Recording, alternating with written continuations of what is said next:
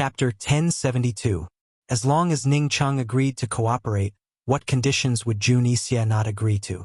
Juni Xie was actually prepared to give in. As long as Ning Chang was willing to help him, he was even willing to split the world with Ning Chang. In his opinion, the reason why Ning Chang hadn't betrayed Han Yunqi until now was only because he was worried that he wouldn't get the benefits he deserved from him. Not wanting the world and only wanting Han Yunqi was just bullshit. A man naturally prioritized the world. What was a woman? Juni Xie's back was facing Ning Chang, and a self-mocking sneer appeared at the corner of his mouth.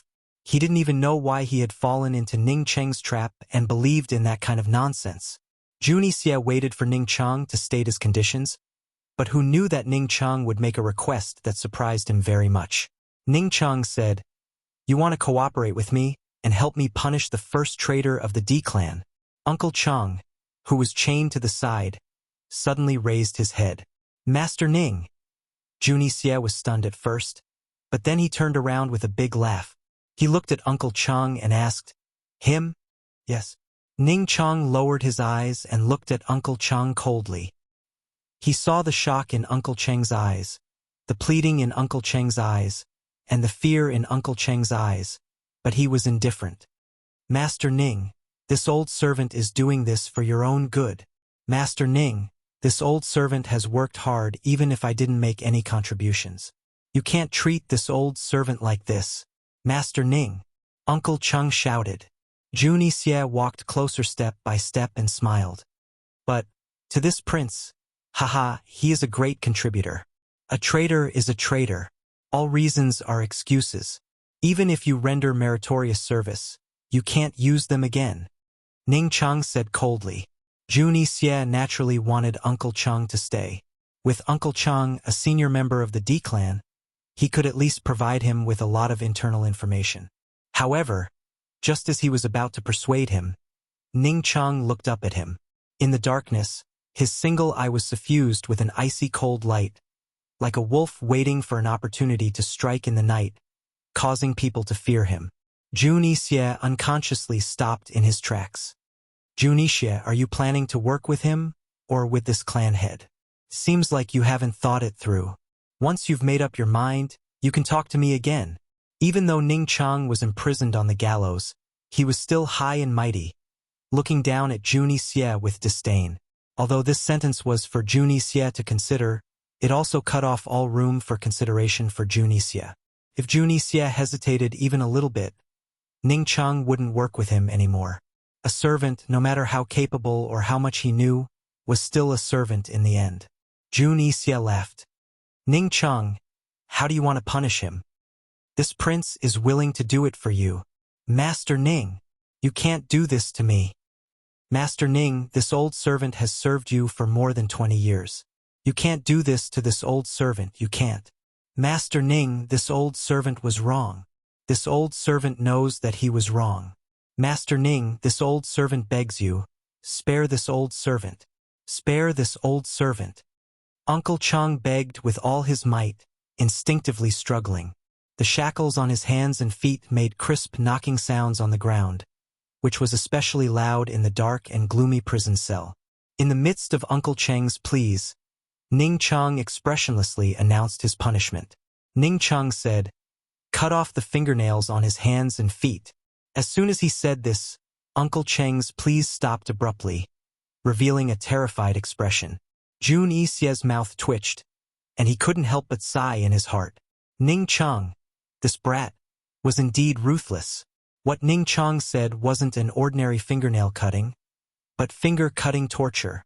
This kind of torture didn't need any torture tools, only a sharp finger scissors. "Men, tie him up for this prince." Juni Xie immediately ordered. "No, Master Ning, spare my life. Spare my life. This subordinate knows his mistake. This subordinate knows his mistake. Master Ning, this subordinate won't dare to do it again. I won't dare to do it again." Uncle Chang screamed at the top of his lungs. It was only at this time that he felt regret and fear. Unfortunately, it was all too late. Even if he had to give up everything, even if he had to give up his life, Ning Chang wouldn't allow himself to betray him, let alone treat Uncle Chang. Leaving Uncle Chung alive would only make things easier for Jun Xie. Ning Chang had long wanted to kill him. Uncle Chung deserved to die. He deserved to die with his punishment. Ning Chang didn't even think that he could escape, so how could he leave Uncle Chung alive? The soldiers quickly tied Uncle Chung to a wooden plank, securing his body, head, limbs, and even his palms and feet. Only the fingers on his hands and feet that couldn't move were exposed. So noisy, shut his mouth. Jun Xie was already in a bad mood, and Uncle Cheng's noise made him even more irritated. Once Uncle Cheng's mouth was gagged, the small prison immediately quieted down. The soldiers brought over an incomparably sharp finger scissors. Jun Xie wouldn't do it himself, so he threw the nail scissors to the attendant beside him and ordered in a deep voice, "Serve him well." Upon hearing this, Uncle Cheng's eyes widened. He struggled, but it was a pity that even if he used all his strength, he couldn't break free from the ropes on his body. The attendant knelt at his feet on one knee and pressed down on his thumb. The blade of the scissors pierced directly into the nail all the way to the bottom. Uncle Chung was in so much pain that all the pores on his body opened up. He wanted to scream, but he couldn't. The attendant didn't stop there, and pulled out the blade of the scissors fiercely. Following that, he began to cut vertically along the fingernail into the flesh. This wasn't a fake nail, it was clearly cutting off the entire nail. The scissors cut into the flesh bit by bit, and the pain intensified. At first, it was relatively easy, but later on, when the scissors came into contact with the flesh and the fingernail, it wasn't so easy to cut. The attendant began to cut with force, and the blade directly pierced through the flesh and the fingernail, cutting through the entire nail. Uncle Chung was in so much pain that his eyes widened, and his whole body was filled with blood. However, this was far from the most painful moment. Everything had just begun. After the servant cut a crack in the thumbnail, he cut along the crack to the left and right. In the end, the entire thumbnail was cut off, leaving only a bloody mess. This was only the first fingernail, there were still 19 more. The attendant didn't give Uncle Chung any breathing room, and cut off the fingernails one by one. When the attendant cut off the last 3 toes, Uncle Chung finally looked at Ning Chung. He widened his eyes and stared fixedly. There was no pleading, no resentment, nothing. He just stared fixedly. Ning Chung let him stare, expressionless. When the attendant cut off all the toes and began to cut off the fingers, Uncle Chung finally couldn't stand it anymore. He looked at Ning Chung, and tears flowed out of his eyes. Unfortunately, Ning Chung was still indifferent, and didn't even say a word. The 10 fingers were connected to the heart, and cutting off fingernails was far more painful than cutting off toenails. Uncle Chung was in so much pain that his whole body trembled, and tears streamed down his face. Jun Xie looked at this scene with great interest. Only today did he realize how cruel and ruthless Ning Chung was. He felt a little regretful. If he had met Ning Chung earlier, perhaps they wouldn't have come to this point. Perhaps they would have cooperated long ago. After the fingernails were cut off one by one, Uncle Chung was in so much pain that he almost fainted. He lay on the torture board in a daze and was in despair. Jun Xie lazily got up from his seat and said with a smile, "Ning Chung, the show is over. Let's talk about our cooperation, right? I want to kill him myself." Ning Chung looked at the unconscious Uncle Chung, and his eyes shot out a terrifying hatred. Jun Xie shrugged, and very generously said, "Of course." With a glance, the soldier immediately stepped forward and released Ning Chung. Ning Chung looked around, as if looking for a weapon. "Here, use this prince's sword." Jun Xie generously handed over the treasured sword. Just how sincere was he to cooperate with Ning Chung? Ning Chung walked over expressionlessly, took Jun Xie's treasured sword, and turned to face Uncle Chung. Coldly, he said, "Damn it, you're going to die sooner or later." With that, he suddenly pulled out his sword, turned around unexpectedly, and ruthlessly stabbed at Jun Xie at lightning speed. Jun Xie was caught off guard, and subconsciously dodged. However, the secret room was so small, and his sword was a long sword, so he couldn't dodge at all. In a flash, the blade tacitly connected with Jun Xie's abdomen. Just as Ning Chung was about to ruthlessly pierce through, The guards around him hurriedly pulled his hand. At the same time, Junie Xie ruthlessly kicked away Ning Chang. All the guards surrounded him, forming a human wall in front of Junie Xie. Ning Chang fell beside Uncle Chang. He knelt on one knee, pressing his hand on the sword to support himself. Junie Xie clutched his bleeding abdomen, his anger soaring to the sky. Ning Chang, you're courting death. You've let this prince down again and again. This prince will definitely make you pay the price. Ning Chang's eyes were cold, and he didn't hesitate to attack with his sword. These days, he had probed Junie Xie several times, and also asked Uncle Chang several times. Although he didn't know who took Ning Jing away, and he didn't even know if they were kidnapped or rescued. But he was very certain that Ning Jing and the others were no longer in Junie Xie's hands. Junie Xie also couldn't find them. In other words, Junie Xie only had him as a hostage. Back in Heavenly River City, he was already prepared to die with Junie Xie.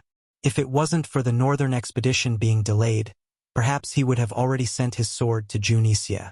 As long as he died, Junie Xie would no longer have the capital to threaten the princess. Junie Xie would lose for sure. Perhaps, if he died, the D clan would fall into chaos. But compared to the princess being threatened, he would rather have the D clan fall into chaos. Since the Northern Li fell into chaos, whether it was Junie Xie or the Northern Dynasty's emperors, they didn't have the strength to fight anymore. East Qin's army was enough for the Northern expedition. If the D clan fell into chaos, then let them fall into chaos. At least, in the years that he had been in charge of the D clan, as long as he was alive, the D clan had adhered to their rules, adhered to their mission, and never betrayed Western Qin. At least, he could have a clear conscience. The guards couldn't beat Ning Chang, and Junie Xie was heavily injured, so he couldn't fight back. The guards protected Junie Xie as they retreated. The guards outside immediately rushed in to help, and the poison guards immediately surrounded the prison. Very quickly, Ning Chang charged out covered in blood. But, even if Ning Chang could resist the guards, he couldn't resist the poison guards. Chapter 1073. The moment Ning Chang charged out, he was stopped by the poison guards.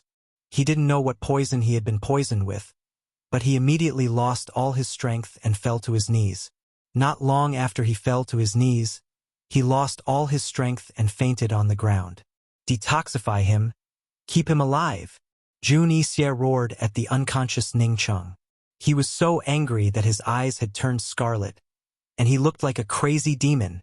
He had given Ning Chang so many chances, and he had sincerely wanted to cooperate with him.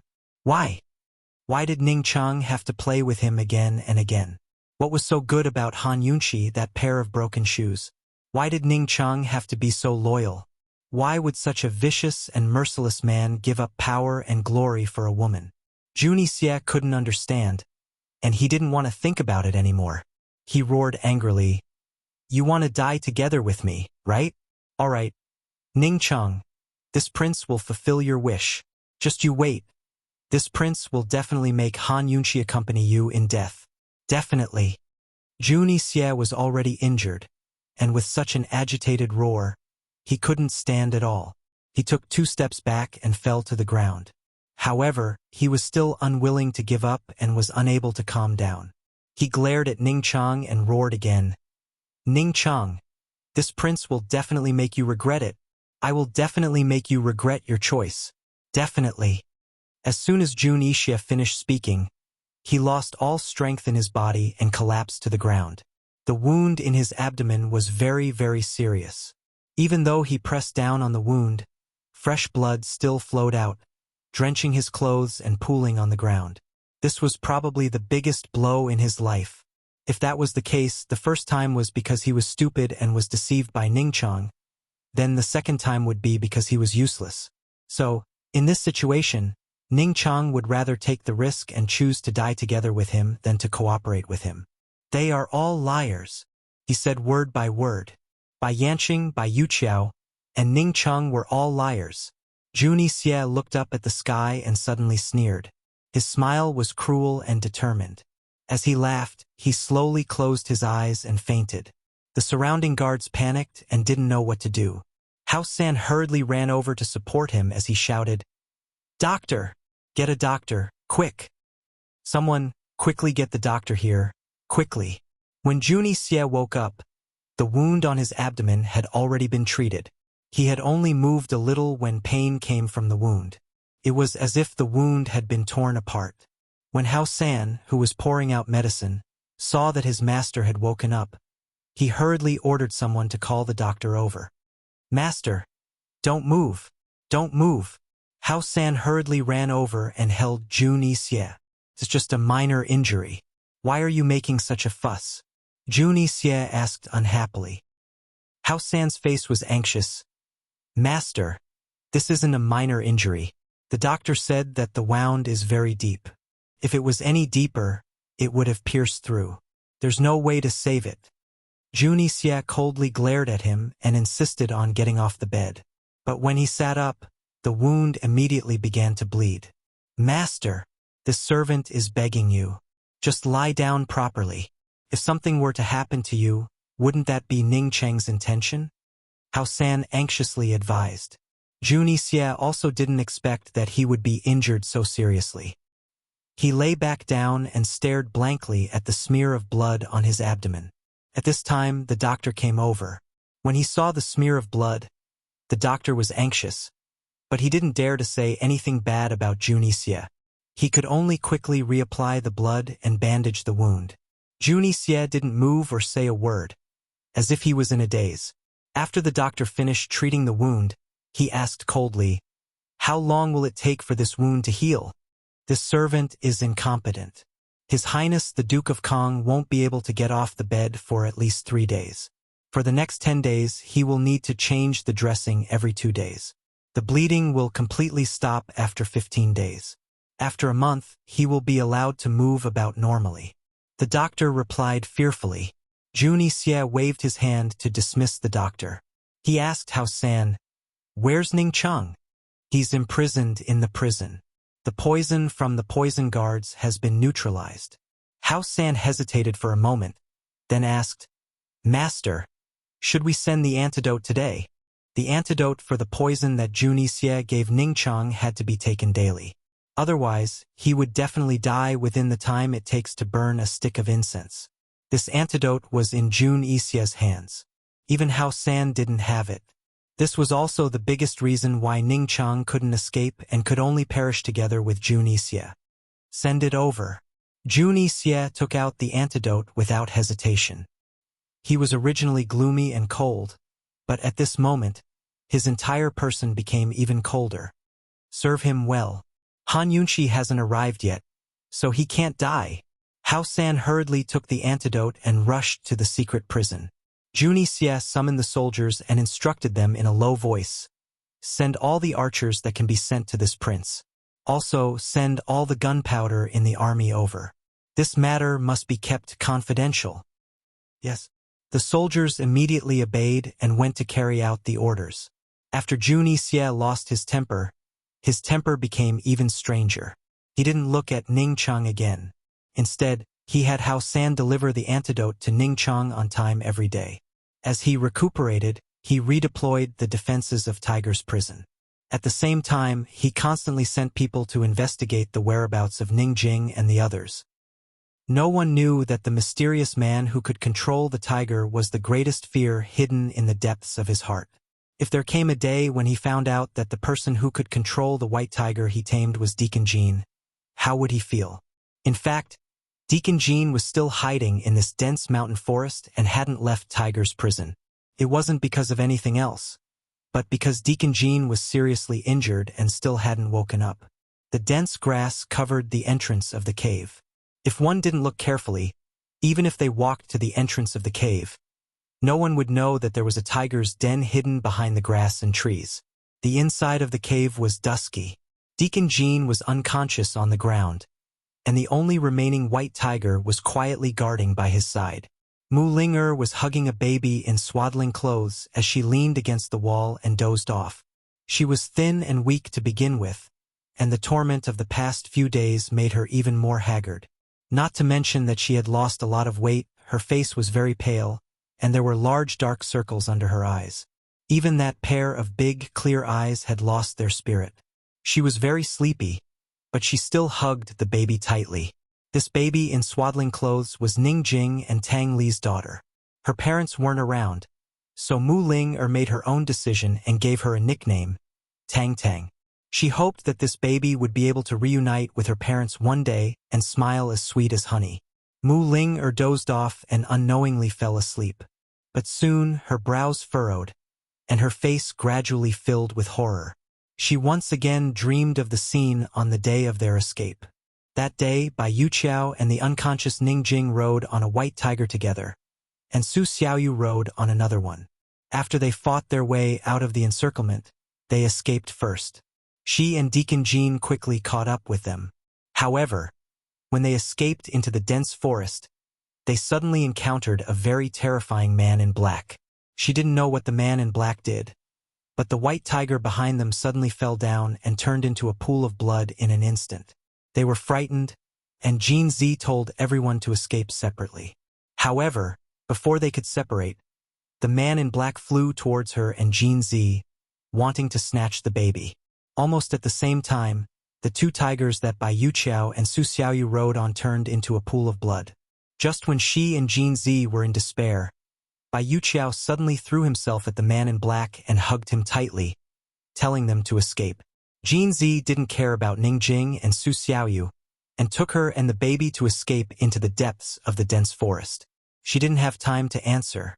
Until now, she didn't know whether Ning Jing and Su Xiaoyu had successfully escaped, and she didn't know whether Bai Yuqiao was alive or dead. She couldn't imagine if she, Jean Z, and the baby in her hands were caught by the man in black. Would they turn into a pool of blood like those tigers? Jean Z didn't dare to be careless. Seeing that the man in black didn't chase after them, he let the white tiger run to the right, and he took her and the baby to the left. In the end, she couldn't run anymore, so Jean Z carried her and the baby on his back. He was almost running with his life. When they ran to the tiger's den, Jean Z put her and the baby down and was unconscious until now. Mu Ling knew that there was a way to die which was called exhaustion. However, she never thought that the person beside her would be in such a situation. She was frightened and guarded Jean Z all day long. Every once in a while she would check his pulse, fearing that he would really die from exhaustion. Little Tang Tang was hungry and cried all day long. She didn't know what to do. She couldn't be sure whether the man in black was still looking for them. She was almost desperate, but the big white tiger actually found them and brought a tigress that had just given birth. In desperation, she could only let little Tang Tang eat tiger milk. The starving little Tang Tang was really like a mother with milk. She wasn't afraid of the tigress, and after a few days she was especially close to the tigress. As if she was frightened by the big white tiger, the tigress was especially protective of little Tang Tang and was respectful to her. Mu Ling was cautious after all. After several days of observation, she was sure that the tigress wasn't hostile. Only then did she dare to let little Tang Tang sleep next to the tigress. With the tigress helping her comfort little Tang Tang, she had time to take care of Jean Z. Although the big white tiger bit a lot of herbs, it didn't affect Jean Z's injury much. After staying in the tiger's den for 3 days, she sneaked out to pick herbs. She didn't dare to go far, so she stayed near the cave. Suddenly, Mu Ling screamed, "Run, Sister Jing! Run, run! Woo-woo! Big Sister Jing! Hurry up and run! You can't die, you haven't seen Tang Li yet! Sister Jing! Hurry up and run! Tang Tang, where is Tang Tang? Give Tang Tang back to Sister Jing! Give Tang Tang back to Sister Jing!" Mu Ling face was covered in tears from her dream, waking up the two tigers beside her. The tigress was about to wake her up, but suddenly stopped and turned to look at the white tiger. She saw that the big white tiger had gotten up and was devoutly prostrating beside Deacon Jean. Deacon Jean had opened his eyes and was awake. The tigress immediately turned around and prostrated with the big white tiger, bowing their heads. Deacon Jean silently sat up and gently stroked the big white tiger's head. He couldn't help but frown when he saw Mu Ling crying from a nightmare. He was about to wake her up when Mu Ling suddenly cried miserably, Chi brother, where are you? Chi brother, don't you want Linger anymore? Chi brother, Where are you? Chi brother. Mu Ling misses you so much. Chapter 1074. What was Mu Ling dreaming of that made her cry and shout Chi brother? What did she need Gu for? To save her? Deacon Jean had wanted to wake Mu Ling up, but when he heard the words Chi brother, he stopped moving. Just like that, he sat there quietly, looking at her tear-streaked face, looking at her terrified little face, listening to her cry. She called out, Chi Gij again and again. What was so good about Gu? Suddenly, Deacon Jean muttered. He said, Mu Ling how about I take you back to East Wu? He said, Mu Ling forget everything. Let's change our names and go to East Wu to herd sheep and horses. Okay? He said, Mu Ling what's so good about you? He had spent so much effort and almost lost his life. He should have taken her to exchange the indenture contract with Han Yunqi and then left alone to return to Wintercrow country. But damn it, he didn't even want the indenture contract and just wanted to take her away. Mu Ling was dreaming deeply and crying sadly. But even so, she still hugged little Tang Tang tightly and didn't let go. She wasn't the child's mother, but protecting the child had become an instinct. She wouldn't let go easily even in her dreams. Finally, the sleeping child was awakened. At first, she was sobbing, but then she cried louder and louder. Mu Ling woke up abruptly and almost let go of the child. Fortunately, she hugged her tightly in time. She didn't even realize that Deacon Jean had woken up and was sitting not far away, staring at her. She exhaled and muttered to herself, You scared me to death. She quickly hugged little Tang Tang tightly and pressed her face against the baby's swaddling clothes. She seemed to be comforting little Tang Tang, but she was actually looking for comfort and courage from little Tang Tang. If it wasn't for the fact that little Tang Tang needed her protection, she would have broken down a long time ago. Until now, she still couldn't imagine the safety of Ningjing and Bai Yuqiao. Were they safe or in danger? Don't cry, Tang Tang. Mother will be back soon. Little Tang Tang, be a good girl and don't cry. Mother will be back soon. Godmother won't lie. Little Tang Tang, be good. Daddy is coming to save us. Don't cry. As a mother, she had to be strong. Even if she wasn't a mother, she still had to be strong. Mu Ling comforted her in a low voice. Then, she comforted little Tang Tang as if she was comforting herself. Little Tang Tang had stopped crying, but her face was still full of tears. Deacon Jean originally wanted to let Mu Ling discover that he was awake first, but he really couldn't stand it anymore. This brat was clearly still like a child herself. Why did she have to pretend to be so mature? She made it seem as if that child was really hers. Mu Ling Deacon Jean suddenly said in a cold voice. Mu Ling suddenly looked up and immediately saw Deacon Jean sitting in front of her with a gloomy face. When did this guy wake up? She was stunned and couldn't speak for a long time. Are you stupid? Why are you comforting the child? Wipe your tears first. Deacon Jean reprimanded unhappily. Mu Ling quickly ran over with the child in her arms. She looked at Deacon Jean in disbelief. You finally woke up. As soon as she came closer, Deacon Jean immediately found that she was a lot more haggard. Her complexion was very, very bad. How long had he been unconscious? How long had she been in this cave? How did she get through these days? Thinking of these questions, his brows furrowed even tighter. Mu Ling looked deeply at Deacon Jean. She quickly put little Deacon Jean aside and reached out to pinch Deacon Jean's cheeks. It hurts. Deacon Jean cried out in pain, but his hands didn't move. He didn't push her away. Mu Ling, are you stupid? What are you doing? Unexpectedly, Mu Ling burst into tears. She cried even louder than little Tang Tang just now. Sob, Jeanzy, I'm not dreaming. You're finally awake. You're finally awake. You scared me. Do you know that? I thought you would never wake up again. I don't know what to do. Sob, Jeanzy, you're finally awake. Sob. As soon as Mu Ling started crying, little Tang Tang immediately burst into tears. Mu Ling then realized that she had lost her composure. She immediately shut her mouth and hurriedly hugged little Tang Tang. Unexpectedly, just as she turned around, Deacon Jean suddenly pulled her into his arms. Mu Linger was dumbfounded, however. She quickly struggled. "What are you doing? Let go of me. Don't move," Jean Z ordered fiercely. How could Mu Linger be frightened by him? She struggled even more. "Let go of me." She's crying. "Let go of me. Otherwise, I won't be polite.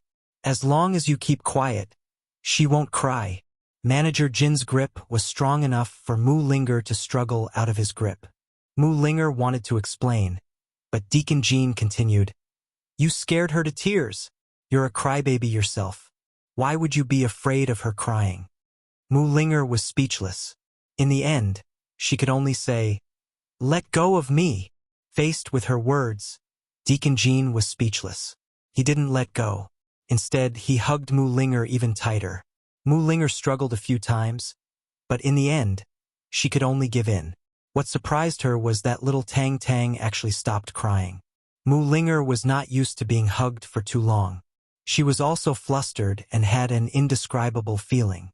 She said very seriously, "Jeanzy, men and women shouldn't touch each other. You're taking advantage of me. You can't do this. Don't forget what you owe me?" Deacon Jean replied coldly. She still owed him a night of company. How was a hug taking advantage of him? Who knew that Mu Linger would go back on her word? "Go tell on us to June Isia right now." As soon as she said that, the grip around her waist tightened. It was so tight that Mu Linger felt pain. However, Mu Linger didn't have anything on Deacon Jean, so she wasn't afraid of him. She was very stubborn and firm. "Jeanzy, I don't owe you anything. Let me tell you, if you want to get back the indenture agreement from my sister, let go of me immediately. From now on, keep a distance of 3 steps from me. Otherwise, my sister and brother-in-law won't let you off." Mu Linger warned sternly. Deacon Jean was unmoved. He leaned over and said mildly in her ear, "I don't want the indenture agreement. I only want you." As soon as he said that, Mu Linger froze. You, are you kidding? Who are you kidding?" "Mu Linger, we agreed that if I saved you from Tiger's prison, you would return to Wintercrow country with me. Are you going back on your word?" Deacon Jean asked again. Mu Linger remembered that Deacon Jean had said that before. However, she thought that he was just boasting out of boredom. How would she know that he was so capable that he could control a tiger? Mu Linger was stunned. She knew that this wasn't a dream, but she felt that she was dreaming. A dream that she didn't know if it was a nightmare. She knew that Deacon Jean liked her, but she didn't know why Deacon Jean liked her. When did he like her? Deacon Jean should hate her. "Are you coming with me?" Deacon Jean asked again. We have to find Sister Jing and the rest first. Otherwise, what about little Deacon Jean?" Mu Linger found an excuse to avoid Deacon Jin's question. It wasn't that she didn't want to refuse, but she didn't dare to. This guy was hugging her and burying his head in her shoulder. If she angered him, she wouldn't be able to answer even if she called for help in this wilderness. Mu Linger finally became a little more cautious, but Deacon Jin's words made her despair. Deacon Jean said, "Take the child away and never have any contact with them. That's my bottom line." Mu Linger couldn't stand it anymore and rebuked angrily, "Jean Z, you stole someone else's child. Don't you have any shame? You're bullying such a small child. What's the difference between you and that big bastard Junicia? Are you coming or not?" Deacon Jean was impatient. He had no interest in Ningjing and Tang Li's daughter at all. Such a small child, and a girl at that, couldn't be bought for much at the slave market. He didn't want to have any contact with Han Yunqi and the rest because once Han Yunqi and the rest found out that Mu Linger was in his hands, he reckoned that he would be caught even if he fled to the ends of the earth. Mu Linger was too naive and didn't understand her sister at all. With Han Yunqi's temper and ambition, if she knew that he knew the art of animal taming, how could she let him go so easily? He had been pondering about his relationship with Junicia from the Black Clan and how he got his animal taming skills. Although he was curious, he wasn't interested in finding out. He didn't want to get involved in the battle between the 7 aristocrats and the Eastern and Western Qin royal family. He just wanted to go back to his hometown, Changing his name and disappearing from the world was the safest and most peaceful choice. Mu Linger thought for a long time and asked sincerely, Jin Z, can I think about it? If Mu Linger became cunning, then it must be because she was forced to follow Jin Z. She thought that this place wasn't far from Tiger's Den and it was already summer. Han Yunxi should be coming to save them. Perhaps Han Yunxi and the rest would be here in a few days. At that time, she would teach Jin Z a lesson. Okay, I'll give you 3 days. Deacon Jin let go of Mu Linger. Mu Linger secretly sighed in relief and didn't bargain with Deacon Jin. She wanted to wait for 3 days and then ask for 3 more days from him. Anyway, she would stall for as long as she could. Besides, they might not be able to escape from this forest. That mysterious person and Junie Xie must still be looking for them everywhere. Mu Linger hurriedly picked up little Tang Tang and realized that the big white tiger and the tigress were looking at her strangely. When she looked over, the 2 tigers actually lowered their heads and were especially respectful. Without a doubt, Deacon Jin's hug just now made the 2 tigers think that Mu Linger was their mistress. Mu Linger pursed her lips and pretended not to see it. Deacon Jin also turned his head away and pretended not to know anything. Wouldn't the 2 tigers feel awkward? The 2 of them didn't speak and the cave quieted down. For some reason, the atmosphere suddenly became awkward. In the end, it was Mu Linger who spoke first. Jin Z, where did you come from? How can you control these tigers? Talent. After hearing a lot of tiger roar, I knew what they meant. Later on, I tried a few times and found that they were all afraid of me. I secretly taught them a few times and they all listened to me. Deacon Jin said it casually as if it was just a very ordinary thing. He definitely didn't know how much time and effort Junie Xie spent to train these tigers. I don't believe it. Mu Linger looked at him suspiciously. However, Deacon Jin didn't want to talk about it. No one is forcing you to believe it. Mu Linger simply stopped asking and turned her head to look to the side. At this time, the big white tiger suddenly stood up. Deacon Jin thought that it had sensed danger outside the cave. Who knew that it actually kept wagging its tail at Mu Linger?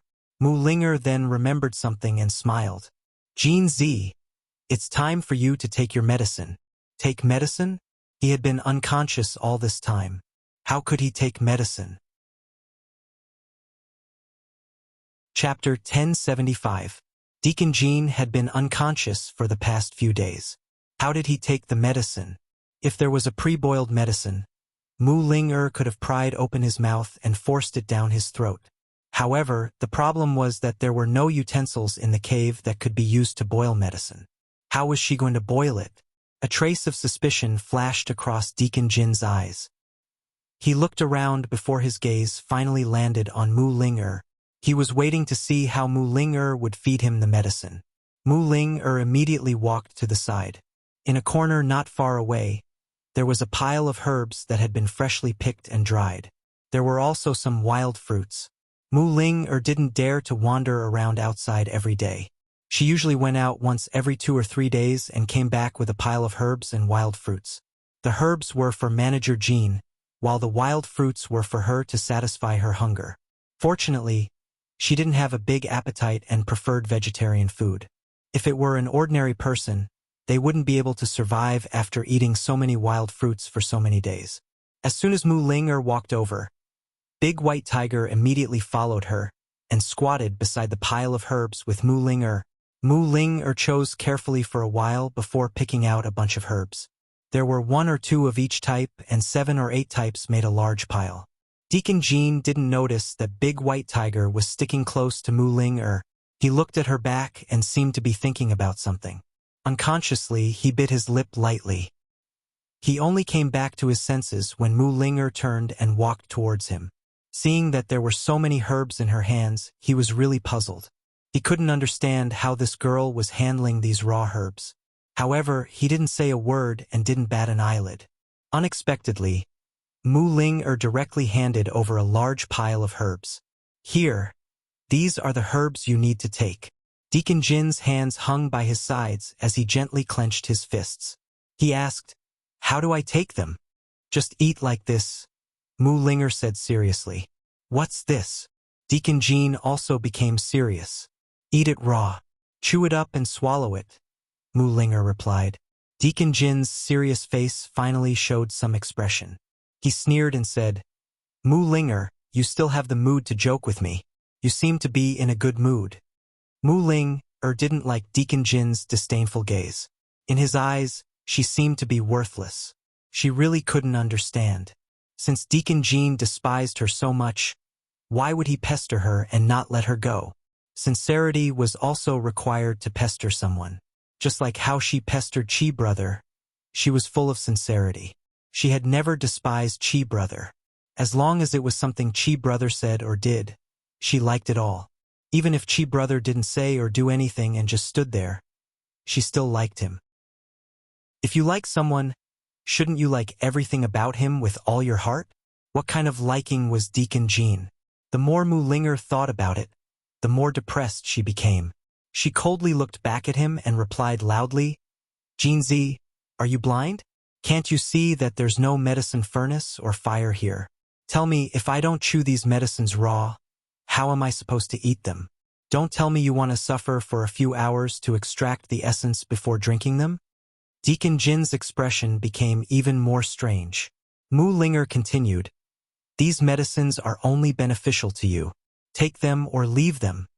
Mu Linger didn't care if Deacon Jin took them or not. She stuffed a large handful of medicinal ingredients into his arms and turned to leave. Deacon Jin caught the medicinal ingredients with one hand and pulled Mu Linger's hand with the other. Wait! Can you stop being so touchy? Mu Linger shook off his hand. Deacon Jin didn't pull her again and let Mu Linger walk to the side. Mu Linger picked up little Tang Tang from the tiger's side and sat down against the wall. Little Tang Tang was too young and spent far more time sleeping than awake. At this moment, she had already fallen asleep again. Perhaps it was because she had drunk the tigress milk, but her complexion was particularly good. Her rosy cheeks made her look even more beautiful and delicate, making people want to kiss and pinch her. Mu Linger looked at little Tang Tang, and no matter how bad her mood was, it would immediately brighten up. She couldn't help but think about how happy Tang Li would be if he knew that Sister Jing had given birth to a daughter for him. She couldn't help but think about how this little girl would look like when she grew up and how many men would adore her. She also thought about how much trouble Sister Jing would have to face in the Tang sect in the future if she only had this daughter. Mu Linger was immersed in her own thoughts and didn't know that Deacon Jin had been staring at her. His gaze was even more complicated than before. Deacon Jin seemed to be hesitating about something. After a long time, he spoke again. He said, Mu Linger, when I was unconscious, this medicine, how did I take it? I chewed it up and forced it down. Mu Linger answered casually. Her attention was on little Tang Tang. Deacon Jin obviously knew that the medicine was chewed up and forced down, but he wanted to ask who chewed it up. Actually, this was a question that didn't need to be asked. Mu Linger was the only one in the cave. Other than Mu Linger chewing up the medicine, could it have been two tigers? Deacon Jin looked at Mu Linger's calm reaction, and a trace of suspicion flashed through his eyes. He said, oh, and didn't ask any more questions. He sat down opposite Mu Linger and leaned against the wall. Just like that, the two of them quieted down again. Mu Linger looked at little Tang Tang, entranced and lost in thought. Deacon Jin was immersed in his own thoughts. The big white tiger quietly lay down beside Deacon Jin, sniffing the herbs in Deacon Jin's hands from time to time. It seemed to like the smell of herbs very much. After a while, Mu Linger inadvertently raised her head and saw that Deacon Jin hadn't taken his medicine yet. She couldn't be bothered to care about it. Anyway, this guy was already awake, so he probably wouldn't die. Mu Linger. Deacon Jin opened his mouth. You? Mu Linger looked up again and asked unhappily, what? You? Deacon Jin avoided her gaze and asked, you were the one who chewed up the medicine a few days ago. Mu Linger's heart suddenly thumped. Only then did she realize the problem. She left and avoided Deacon Jin's questioning gaze. Is that so? Deacon Jin had already spoken, so he wanted to ask clearly. He wanted Mu Linger to admit it herself. Mu Linger still looked away and didn't answer. Is that so? I'm asking you a question. Deacon Jin asked loudly. Mu Linger only felt her scalp go numb.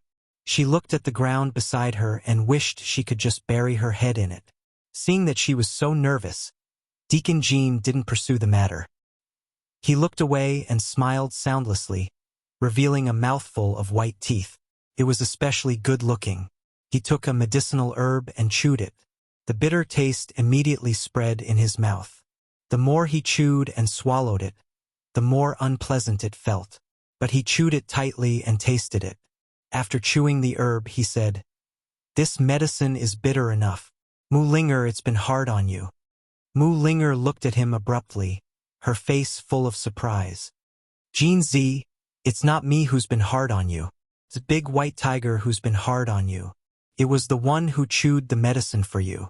At this moment, Big White Tiger was lying at Deacon Jin's feet, looking up at him with a pious expression. Deacon Jean immediately looked at Big White Tiger and saw it grinning at him, revealing a row of white canine teeth. Deacon Jean instantly froze, dumbfounded. Mulinger really couldn't understand. Wasn't Deacon Jean disgusted by this method of feeding medicine? She was trembling with fear as she waited for him to flare up. Who knew that he would actually say, "It's been hard on you"? She was a pharmacist and had to be professional. In order to protect the patient's life, she had to make the patient take the medicine no matter what method was used. But in the face of such a situation, she still felt disgusted, really disgusted. What was Jean Z thinking? Mulinger looked at Deacon Jean in disdain. Just as she was about to ask, Deacon Jean finally couldn't take it anymore.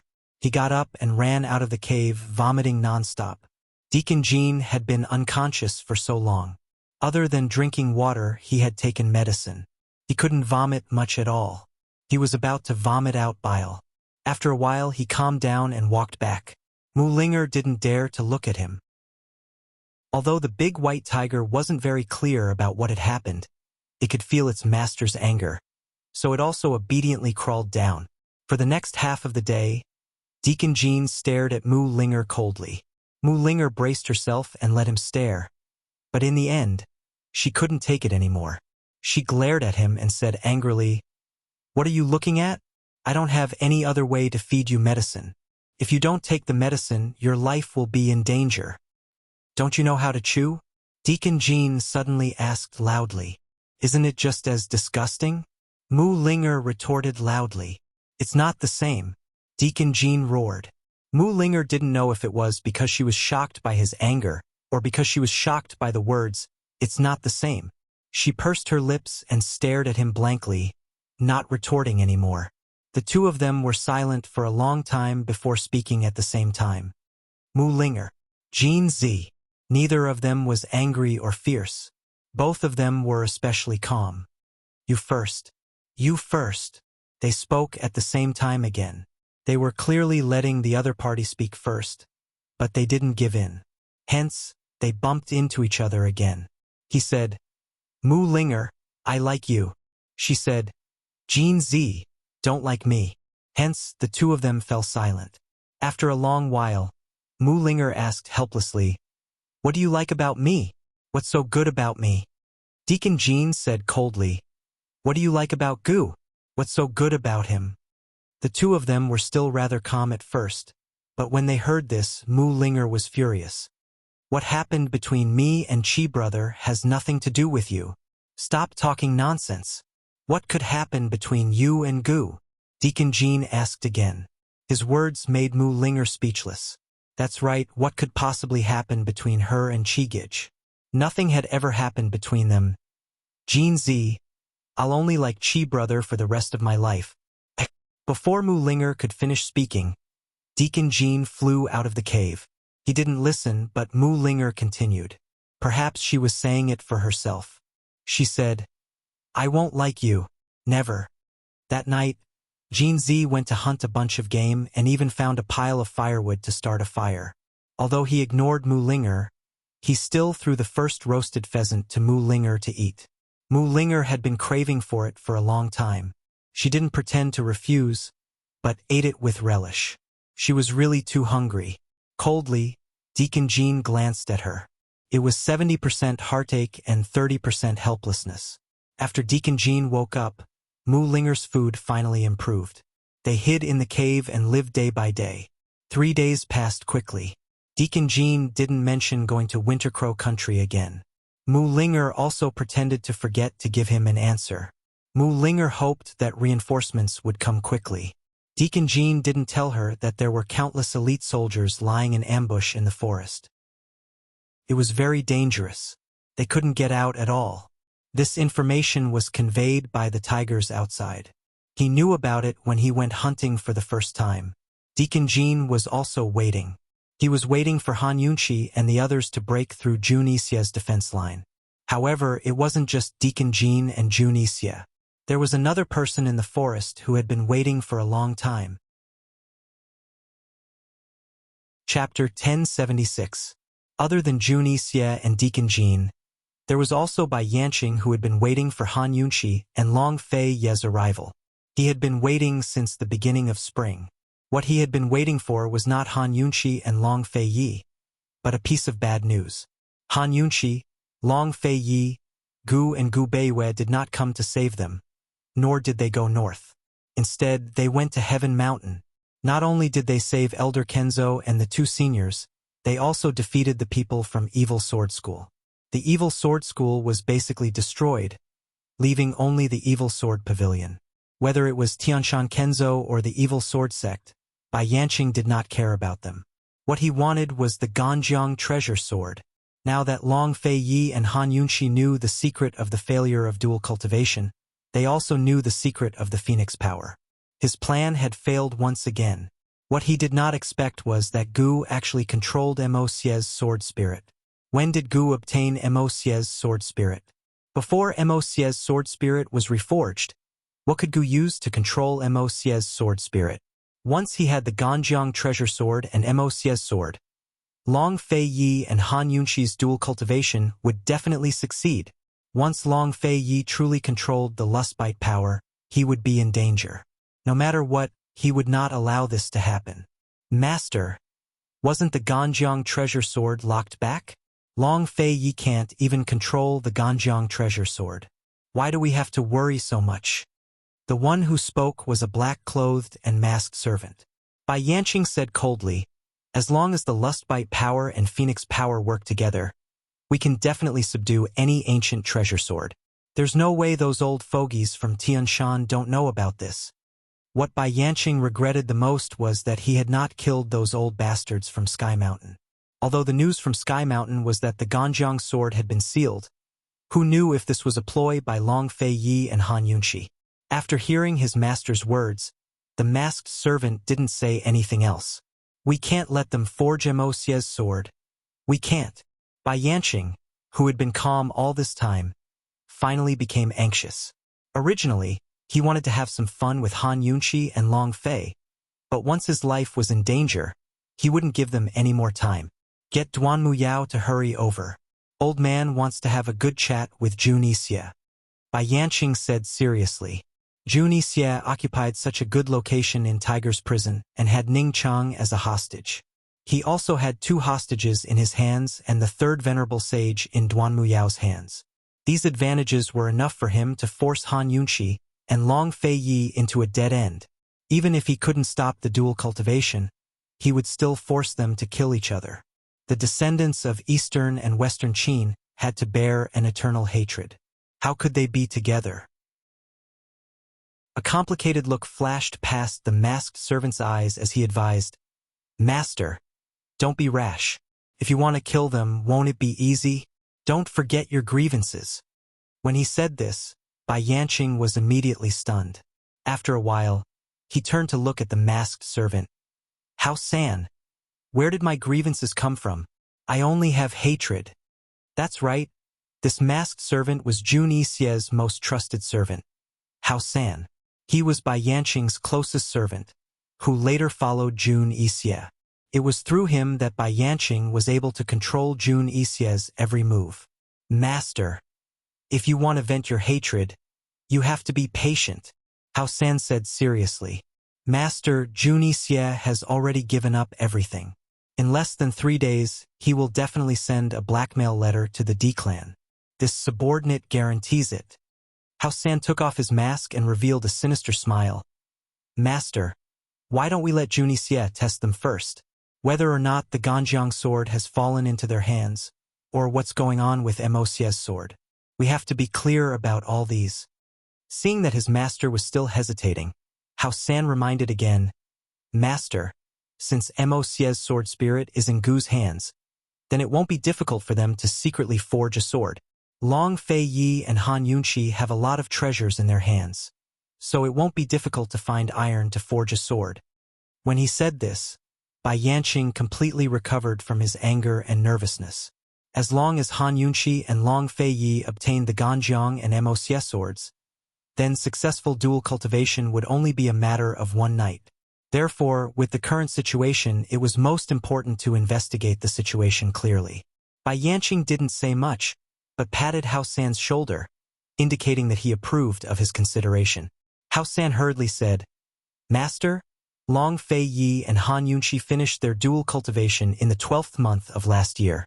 It's already the middle of the 3rd month now, so they only have a little more than 8 months left. As long as they don't obtain the Ganjiang and Immerse swords, wouldn't it be easy for us to delay them? As Hao San spoke, he lowered his voice and whispered into Bai Yanqing's ear. It wasn't known what scheme he came up with, but it seemed to have gained Bai Yanqing's approval. Bai Yanqing narrowed his eyes and agreed with a resolute expression. After Hao San left, Bai Yanqing turned and walked towards the pavilion. At this time, Bai Yanqing's hostages were all locked up in a suspended pavilion hidden in the precipitous cliff. Other than Han Yunqi, only Bai Yanqing could poison and kill the tigers in such a short time. The mysterious person who ambushed Mu Linger and the others outside Tiger's prison that day was Bai Yanqing. What he really wanted was Mu Linger and Jin Zi, as well as that Su Xiaoyu. Unfortunately, he underestimated Jin Zi. He didn't capture Mu Linger and Jin Zi, but luckily he captured Su Xiaoyu. In his eyes, Su Xiaoyu was more valuable than any of them. There were individual iron cells in the pavilion, and Su Xiaoyu was locked up in the most secluded cell. From the time he kidnapped her until now, Bai Yanqing would come over every day to chat with her. Today, he was still the same as usual, lighting a lantern and hanging it in front of the iron cell before sitting down cross-legged. Su Xiaoyu sat in the cell, her entire body tensed up by the iron chains, unable to move. Even if she wanted to sleep, she could only sleep sitting up. Little girl, you just have to answer Grandpa's question. Grandpa promises to let you go. Bai Yanqing's tone was always kind. This little girl had been tortured by Yuqiao for so long, but she didn't reveal any secrets. He knew that even if he beat her to death, she wouldn't reveal a single word. For this little girl who was amenable to coaxing but not coercion, he needed to be patient. Actually, Su Xiaoyu was very afraid of Bai Yanqing. She closed her eyes, not letting herself look at him. If she didn't look, perhaps she wouldn't be afraid, right? But when she closed her eyes, the scene of them escaping and being ambushed immediately appeared. Jin Zi protected Mu Linger and the child as they escaped. Bai Yuqiao tightly hugged Bai Yanqing, wanting her and Ning Jing to escape. She and Ning Jing had no chance to escape, because Bai Yanqing poisoned Bai Yuqiao. She and Ning Jing watched as Bai Yuqiao slowly melted from head to toe, like a snowman slowly melting, finally turning into a pool of blood. She would never forget the look in Bai Yuqiao's eyes when he looked at her before he died. It was so sad and so reluctant to part. She couldn't understand Bai Yuqiao's eyes, but she always felt that Bai Yuqiao had something to say to her, but he didn't have time to say it. These days she had been pondering and thinking, but she really didn't understand, not at all. Bai Yuqiao saved them because he had an agreement with Ning Cheng. It was just a transaction. Facing death, shouldn't it be regret and unwillingness? What was Bai Yuqiao reluctant to part with her? She repeatedly comforted herself that she must have seen wrongly and misunderstood. But every time she closed her eyes, the scene of Bai Yuqiao turning into a pool of blood unconsciously appeared in her mind. Bai Yuqiao's bright and lively big eyes also appeared. She even had a feeling that she was looking at herself. She didn't have a good impression of Bai Yuqiao. Even if Bai Yuqiao saved them, she still didn't like him. But now, she especially wanted to know what agreement Bai Yuqiao had with Ning Jing. How important was it that Bai Yuqiao would betray Junixie and Bai Yanqing? Girl, think about it carefully. Bai Yanqing asked again. Su Xiaoyu still ignored him. Her brows were tightly knitted. She wanted to get rid of the pair of eyes in her mind, but she couldn't. Girl, how about this? Grandpa will play a game with you.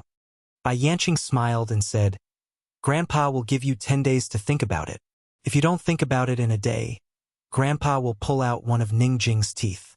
If you don't think about it in 10 days, Grandpa will pull out 10 of Ningjing's teeth. Tell me, isn't it fun? Lunatic.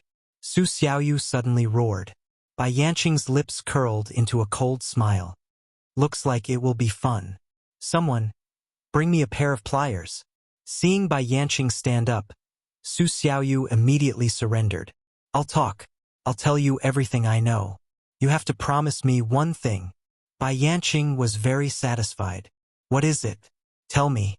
Bring Ningjing here and lock her up with me. Also, I want 2 warm beds and 3 hot meals a day. Su Xiaoyu said seriously. Ningjing had just given birth and had been tormented until now. Even if she didn't die, she was half dead. If she let Bai Yanqing pull out another tooth, she would definitely lose her life.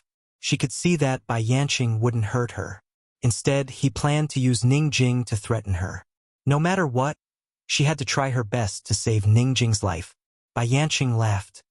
Little girl, what right do you have to negotiate with old man? You can either promise me or just kill us. Su Xiaoyu glared fiercely at Bai Yanqing. Old thing, it's easy to kill people, but it's not easy to make people live. Don't think that we're afraid of death. Let me tell you, Ningjing and I aren't afraid. Bai Yanqing had always heard that this girl, Su Xiaoyu, was very stubborn. Now that he had seen it for himself, he really admired her. He smiled and said, Little girl, why don't you pledge allegiance to me? I'll take you in as my disciple and teach you the art of poison. Those who become your disciples don't have good endings. Haha. Forget it. Su Xiaoyu laughed wantonly. Bai Yanqing was finally annoyed. You refuse a toast only to be forced to drink a forfeit. He was about to order someone to open the door when Su Xiaoyu said, As far as I know, after my master got the perplexing butterfly illusion, he's been looking for something. When she said this, Bai Yanqing ordered the guards to retreat. However, Su Xiaoyu said lazily, Old grandpa, let's change the game. I'll give you 2 hours. If you send Ningjing over and give me the things I want, I'll tell you what my master is looking for. Otherwise, I'll teach you a skill. She was threatening him. Bai Yanqing said coldly, What skill? How to kill yourself. Bai Yuqiao laughed arrogantly. Although she was imprisoned, her life was still in her own hands. Bai Yanqing wanted her to live, but she could make herself die. Yes, she was threatening Bai Yanqing. Chapter 1077. Rather than saying that Bai Yanqing was being threatened by Su Xiaoyu, it was better to say that Bai Yanqing was being played by Su Xiaoyu. Bai Yanqing's eyes slowly narrowed. He had lived for more than half his life, yet he was actually being played by a stinky brat who was still wet behind the ears. Cold, he said, Fine, old man. I'd like to see how you're not going to kill yourself. After saying that, he immediately ordered, Men, bring Ningjing over to old man. Hearing this, Su Xiaoyu became nervous.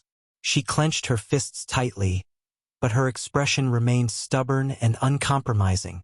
She was afraid, but fear wouldn't make people give up. Otherwise, she wouldn't have lasted until today. Actually, she didn't know anything about the perplexing butterfly illusion. She was just lying to Bai Yanqing.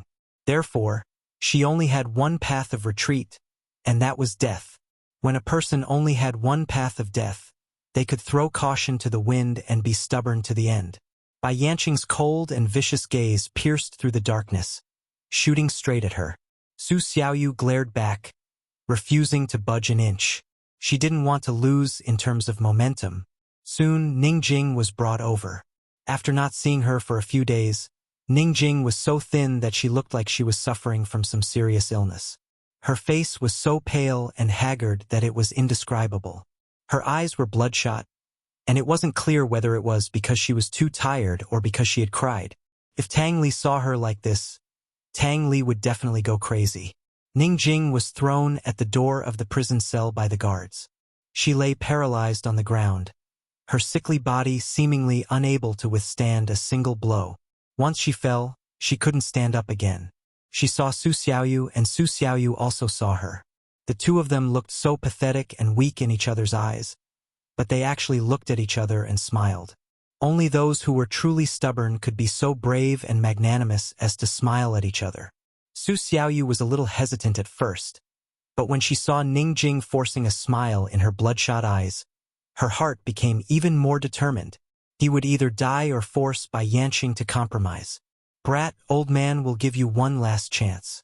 Are you going to tell me or not?" Bai Yanqing's patience was limited, especially after hearing from Su Xiaoyu that Han Yunqi was still looking for something after obtaining the perplexing butterfly illusion. This made him even more impatient.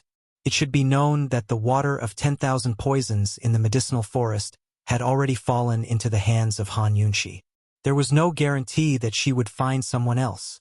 He was very clear about the situation of Long Fei Yi and Han Yunqi's dual cultivation, but he wasn't clear about the situation of perplexing butterfly illusion at all. The power of lustbite could kill him, and perplexing butterfly illusion could break his undying body. These two were what he feared the most. Yet both of them had fallen into the hands of Han Yunqi and Long Fei Yi. "Old thing, you don't understand human language, do you? I've already said everything clearly just now. If you don't understand human language, then I can't do anything about it." Su Xiaoyu replied impatiently. Bai Yanqing was unable to restrain his anger. He was simply angered to death. "Someone come. Pull out Ningjing's teeth for me. Pull them out one by one," Bai Yanqing said angrily. He had originally wanted to give Su Xiaoyu 10 days, but now it seemed that if he didn't act ruthlessly, this brat really didn't know what was good for her and didn't know the immensity of heaven and earth. Su Xiaoyu looked at Ningjing indifferently. Ningjing was very calm. She wasn't afraid because of Bai Yanqing's words. Her daughter had already been rescued by Mu Linger. This was already the best result she could hope for. Soon, 2 attendants held Ningjing up on both sides. One of the attendants fiercely pinched her chin, forcing her to open her mouth. The other attendant brought over a pair of pliers, looking for the best place to start. "Ningjing, this brat doesn't know any better. Perhaps you can persuade her." Bai Yanqing sneered. Ningjing ignored him. She didn't struggle and directly closed her eyes. "Old man, pull out your front teeth first," Bai Yanqing suddenly shouted angrily. Although he was looking at Ningjing, he glanced at Su Xiaoyu in the cell. He thought that Su Xiaoyu would also close her eyes, but who knew that Su Xiaoyu would actually open her eyes wide and stare at Ningjing? This was the first time that Bai Yanqing had felt this kind of frustration. He didn't want to believe that a little girl, a sickly woman, could have such strong willpower. In this world, was there really someone who wasn't afraid of death? The pliers clamped onto one of Ningjing's front teeth. The attendant forcefully pulled, and Ningjing was in so much pain that her entire body trembled. She instinctively wanted to close her mouth. However, the attendant gripped her chin tightly, making her unable to move. The attendant kept pulling and finally loosened the root of her teeth. It had to be said, even these attendants were scared witless and their hands were trembling. Bai Yanqing was inhumanly cold-blooded. He didn't look at Ningjing and stared at Su Xiaoyu. He didn't believe that he couldn't win against a little girl. Finally, one of her teeth was pulled out. Ningjing's mouth was already dripping with blood. Tears slowly flowed down from the corners of her tightly shut eyes. But she didn't struggle and didn't even make a sound. Su Xiaoyu also didn't make a sound as she stared fixedly at Ningjing. No one knew that she secretly swore in her heart. If she and Ningjing didn't die here today, then one day, she would definitely return everything that she had seen today to Bai Yanqing. She must. Waiting for no compromise, Bai Yanqing became even more furious. "Continue." Hence, the attendant pulled out Ningjing's second tooth. Finally, at the moment when the tooth was pulled out, Ningjing fainted from the pain. The blood on her gums didn't stop flowing. And at this moment, the corners of Su Xiaoyu's mouth also slowly flowed with blood. She had bitten her own tongue. Bai Yanqing didn't want to believe all of this. But the truth was right in front of his eyes. He looked towards Su Xiaoyu and saw Su Xiaoyu sitting in the dark prison cell. The corners of her mouth were bleeding and her expression was cold. She was even scarier than the evil children of the evil cult in Nanzhou. Bai Yanqing was stunned. "Master, if you don't help them stop the bleeding, they will die," the attendant cautiously reminded. Bai Yanqing finally regained his senses and realized that Su Xiaoyu was still threatening him. Although Bai Yanqing didn't want to admit it, he had to admit that he couldn't do anything to Su Xiaoyu. If Su Xiaoyu died, he wouldn't be able to ask about the perplexing butterfly illusion anymore. "Bring the medicine." There was no doctor here, so Bai Yanqing could only do it himself. He opened the door of the prison cell and wanted to first stop Su Xiaoyu's bleeding. But Su Xiaoyu actually turned her head away and refused to do so. "Stinky girl. Don't refuse a toast only to be forced to drink a forfeit." Bai Yanqing was so angry that he was about to go crazy. Su Xiaoyu's mouth was tightly shut as blood continued to flow out from the corners of her mouth. Cold eyes stared at Bai Yanqing. That gaze wasn't just threatening, it was practically provoking. Bai Yanqing had no choice but to first stop Ning Jing's bleeding. He ordered for 2 clean blankets to be brought over and placed the unconscious Ning Jing in the prison cell. At this moment, Su Xiaoyu secretly heaved a sigh of relief. She opened her mouth and vomited out a mouthful of blood. She was clearly about to faint, but she still smiled at Bai Yanqing. Her smile was especially contemptuous. Bai Yanqing clenched his fists so tightly that his knuckles cracked. He couldn't wait to kill this stinky girl with one punch. But he had no choice but to stop her bleeding. Bai Yanqing had never been so aggrieved in his life. A trace of viciousness flashed past his eyes. After Su Xiaoyu revealed the secret of the perplexing butterfly illusion, he would definitely teach her how to spell the word fear. Su Xiaoyu woke up before Ning Jing. Although the wound on her tongue had stopped bleeding, it was so swollen and painful that it was difficult for her to even open her mouth, let alone speak. She saw Ning Jing lying motionless under the blankets. Her body was so thin and frail that she could turn into ashes at any moment. She was scared out of her wits and hurriedly rushed over to grab Ning Jing's hand. It was as if as long as she held on to Ning Jing, she wouldn't disappear. Feeling the warmth of Ning Jing's hand, Su Xiaoyu heaved a sigh of relief. She didn't know what she would do if Ning Jing died just like that. How much meaning would there be left in her stubbornness and perseverance? After calming down, she hurriedly took Ning Jing's pulse. It was all thanks to the days she spent by her master's side and the time she spent assisting Gu Beiyue at Pill Fiend Pharmacy. Not only was she skilled in poison, she had also learned many medical skills. After taking Ning Jing's pulse, Su Xiaoyu's small face sank. Ning Jing's condition was quite bad. If she didn't quickly recover, she would definitely die if this continued. However, Su Xiaoyu couldn't be anxious. If she was anxious, it would give Bai Yanqing the opportunity to threaten her again.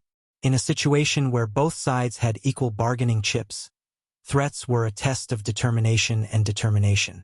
Su Xiaoyu took Ning Jing's pulse again before sitting to the side.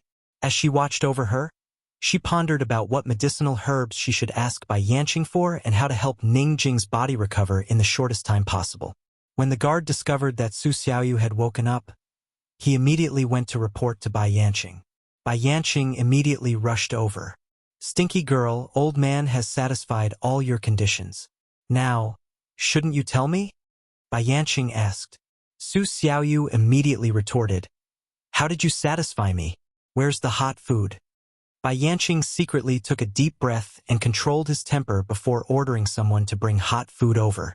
"I don't need anything else. Just a bowl of hot millet porridge will do," Su Xiaoyu quickly said. The attendant indeed brought over a bowl of hot millet porridge. Bai Yanqing wasn't in a hurry to ask as he watched Su Xiaoyu slowly finish eating the millet porridge. At this point, he still had this bit of patience. But who knew that after Su Xiaoyu finished eating the millet porridge, she didn't seem to have any intention of telling him about the perplexing butterfly illusion. Instead, she sat cross-legged beside Ning Jing and leaned against the wall to rest. "Stinky girl, do you really want to die?" Bai Yanqing asked coldly. "Old uncle, you haven't fulfilled the conditions that I asked for. Why are you in such a hurry? Su Xiaoyu said calmly. What else do you want? Don't push your luck. Bai Yanqing said angrily. I don't want anything. I asked you to bring Ningjing here, but you pulled out 2 of her teeth and turned her into this state. She's neither human nor ghost, and she's still unconscious.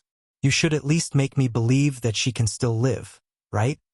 Su Xiaoyu bargained with the gift of the gab.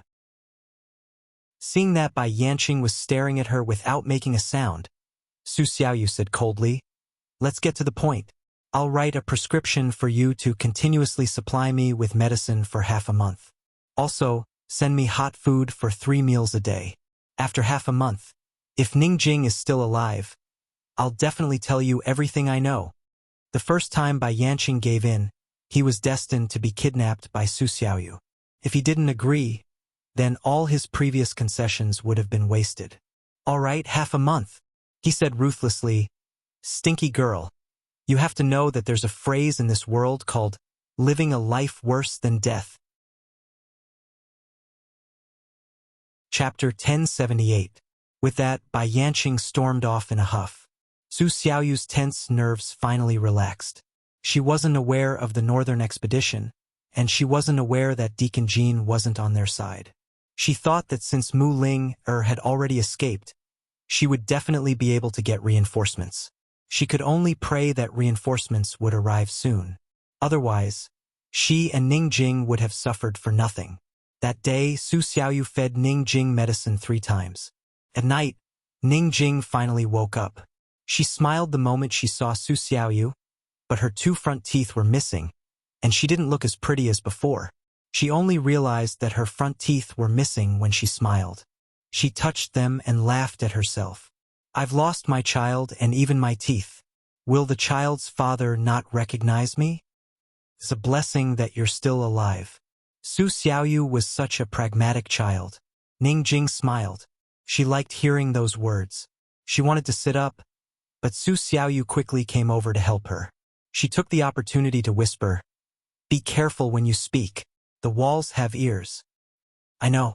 Su Xiaoyu lowered her voice. Miss Jing, we only have half a month. If my master comes, we'll be able to survive. If they don't come, it's hard to say. A complicated look flashed past Ningjing's eyes. She said softly, Don't worry, they will definitely come. Ningjing immediately told Su Xiaoyu about the northern expedition in detail. Su Xiaoyu had heard about Ningjing when she met Mu Ling at Tiger's prison, but she didn't know much about it. Now that she heard Ningjing's detailed explanation, she understood the ins and outs of the matter. Su Xiaoyu lowered her voice even more and said seriously, Miss Jing, you really don't look good like this. Ningjing was stunned. What did he look like now that his front teeth were gone? Su Xiaoyu quickly added, Miss Jing, no matter what, we have to get our hands on Bai Yanqing one day. You pull out all his teeth. What do you think? Ningjing didn't know where Su Xiaoyu's optimism came from. However, after listening to Su Xiaoyu's words, she seemed to be looking forward to revenge. She said in a low voice, Pulling out all his teeth is already letting him off easy. I don't have to pull it out. I use it. I'm going to ask Tang Li to make me a special drill so that I can drill all of his teeth out. As soon as he said that, Su Xiaoyu felt her teeth ache. The pain of pulling out a tooth was temporary, and it was just pain. Drilling teeth would be painful and sore. How long would it take to drill 2 rows of teeth? Even someone as ruthless as Su Xiaoyu couldn't help but gasp. She said, Miss Jing, it's settled then. No matter what, we can't die. Okay.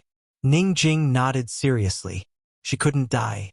For revenge, for Tang Li, and even more so for her daughter who was still in swaddling clothes and didn't know her parents. Su Xiaoyu thought of something.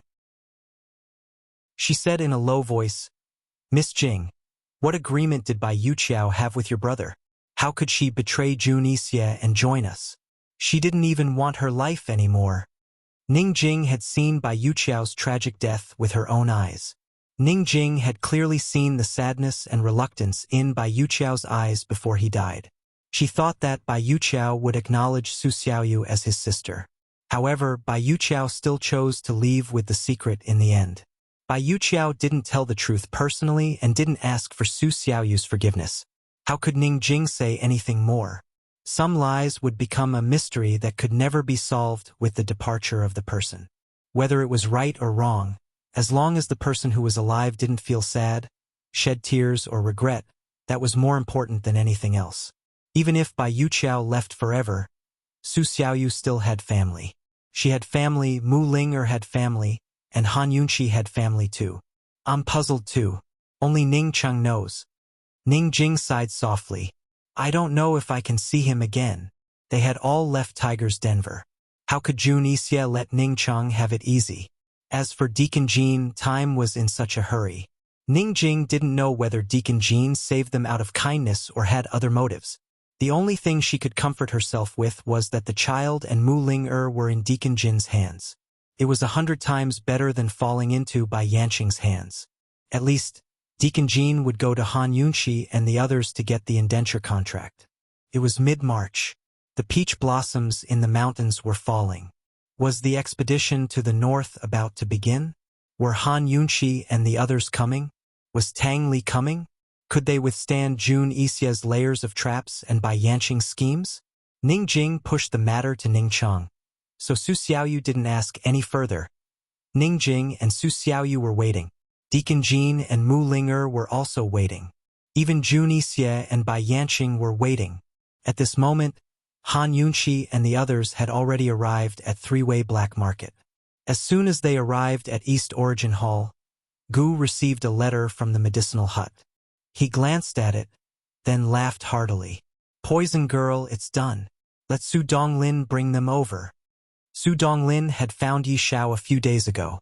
Yi Xiao was very willing to help Han Yunqi, so Su Donglin secretly brought Yi Xiao to Medicine City to wait. They didn't know when Gu had written the letter to the medicinal hut old man, nor did they know how he had written it.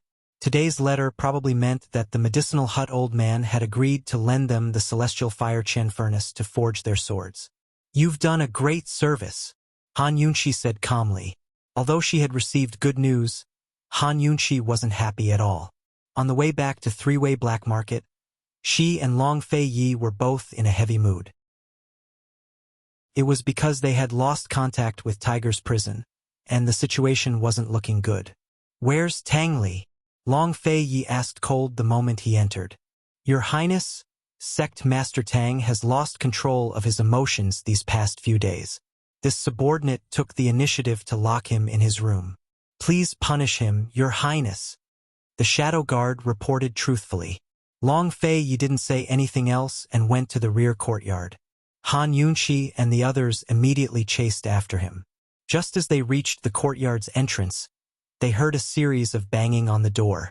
When they reached the courtyard, they saw that the door and windows had been reinforced with a cross. Let me out. I'm begging you, let me out. I want to save Ning Jing. I want to save my child. Let me out. When he heard Tang Li's pleading voice, Long Fei Yi suddenly stopped in his tracks. He turned his head to look elsewhere, his handsome brows tightly knitted together. Han Yunqi also stopped in her tracks, her heart clenching. Gu leaned against the door and stared at the windows. Although he wasn't as upset as Long Fei Yi and Han Yunqi, he wasn't as sloppy and carefree as he usually was. Even someone as calm as Gu Beiyue sighed helplessly. Gu Beiyue was about to walk over, but Long Fei Yi didn't hesitate. He ordered cold, "Open the door and let him out." As soon as the shadow guard opened the door, Tang Li rushed out. His hair was disheveled, his face was full of stubble, and his eyes were swollen. He looked like a lunatic. When he saw Long Fei Yi and the others, he was stunned at first. Then he pounced on Long Fei Yi. However, Long Fei Yi reached out and blocked Tang Li with an arm.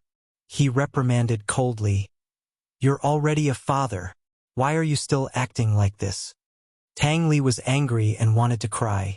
He shouted at Long Fei Yi, "Brother, we lost contact with Tiger's Den. We lost contact with them." "I know." Long Fei Yi shouted back.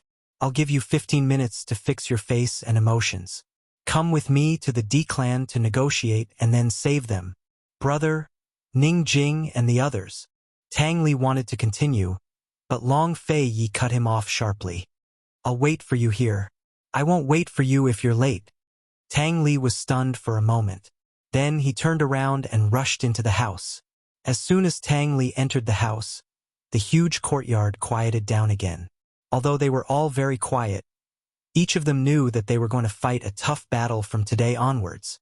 No matter what Junie Xie had prepared for them, they were only allowed to win. They were not allowed to lose. Before the time it took to brew a cup of tea was up, Tang Li emerged. He was clean-shaven, and his hair was tied into a high bun with a simple hair tie. He wore a grayish-white training suit. His sleeves and trousers were tied tightly. He looked neat and tidy. Although his face was haggard and his eyes were still a little swollen, the light in his eyes was enough to cover everything. It made him look energetic. He was finally going to save Jing Jing and the children. He had to be 120% alert. He said loudly to Long Fei Yi, "Brother, I'm ready." Tang Li's rousing spirits lifted the spirits of everyone else. "Then let's go." Long Fei Yi and the rest didn't even stop to rest before heading straight for Myriad Merchant Hall. On the way back, he had already written letters and made arrangements for the East Qin army. Meanwhile, Bailey Yuanlong and a few of his deputy generals had arrived 3 days early. They'd already discussed the details of their cooperation with the D clan twice. While the smaller issues were settled, the bigger ones were still stuck in a deadlock. Ning Nuo had received news that Long Fei Yi and the rest would arrive at Three-Way Black Market tonight, but he never expected them to come to Myriad Merchant Hall as soon as they arrived with Han Yunqi. Ning Nuo was caught off guard. After inviting Long Fei Yi and the rest to sit in the guest hall, he hurried to summon the Council of Elders, Cloud Realm Trade Consortium's representatives, and the army's representatives. Han Yunqi stopped him and asked coldly, "Ning Nuo, didn't you waste enough time last time? Do you still want to continue this time?" Before Ning Nuo could answer, Long Fei Yi slapped the table. "If the D clan isn't sincere about cooperating, then forget it. It's not like my East Qin can't take down a trifling Northern Li." Ning Nuo grew anxious at these words. "Your Highness Crown Prince, my big brother and big sister are both in Junie Xie's hands. How can I not be anxious? If there's anything, we can discuss it properly." Judging from the current situation in Northern Li, the East Qin army was invincible. Moreover, the D clan had no one to help Tiger's prison. Long Fei Yi and Han Yunqi had come to Myriad Merchant Hall in person not to give face to the D clan, but to give face to Ning Cheng. They wanted to do their best to maintain the cooperation between the Eastern and Western Qin factions. "We'll attack Three-Way Pass with the Ning clan troops in the vanguard. Any objections?" Long Fei Yi asked directly. This was the first problem that had resulted in a stalemate between the two armies. Three-Way Pass was a major checkpoint between Northern Li, Tianning, and Western Zhou. It had always been occupied by the Northern Li army. North of Three-Way Pass was Northern Li territory, and beyond that was the ungoverned Three-Way battlefield. West of the Three-Way battlefield was Western Zhou territory, while east of it was Tianning territory. The Northern Li army occupied Three-Way Pass, making it easy to defend and difficult to attack. Thus, whenever the three countries went to war, Northern Li's cavalry would be able to gallop across the flat plains of the Three-Way battlefield to attack Western Zhou in the west and Tianning in the east. However, it wouldn't be so easy for Western Zhou or Tianning to attack Northern Li. For one, the Three-Way battlefield was a flat plain that was extremely difficult to cover. For another, the Three-Way Pass was difficult to conquer. In all of history, neither Tianning nor Western Zhou had ever succeeded in conquering the Three-Way Pass. Bailey Yuanlong was kind enough to offer to join forces with the Ning clan troops. However, the Ning clan head's Deputy General Shui insisted on the Bailey army attacking Three-Way Pass. He even said, Chapter 1079. Not only did Deputy General Shui want the Bailey army to take the Three-Way Pass alone, he also said that if the Bailey army couldn't even take the pass, there was no need for cooperation between the two armies. It had to be said that Deputy General Shui's plan was too good. The most difficult and crucial part of the northern expedition was the Three-Way Pass. The three-way pass was a natural stronghold that was difficult to take. Now that they had lost contact with Tiger's prison, Junie Xie probably didn't trust Ning Chang anymore. Thus, Junie Xie would definitely concentrate his best troops at the three-way pass. This was the Bailey army's first time fighting in the north, and it was also their first time fighting against the Northernly army. They weren't familiar with everything. They had thrown such a hot potato to the Bailey army from the very beginning. Undoubtedly, they wanted the Bailey army to be cannon fodder. After the Bailey army became cannon fodder, the Ning clan army would provide support. First, it would be easier to take the three-way pass. Second, they would be able to show off their might and weaken the Bailey army's morale. If the two armies were sincere in cooperating, Long Fei Yi wouldn't care who contributed more. However, Deputy General Xue wasn't sincere in cooperating. He was just making his own calculations. He wanted to push the Bailey army into the tiger's den, dampen their morale, and make them suffer for nothing.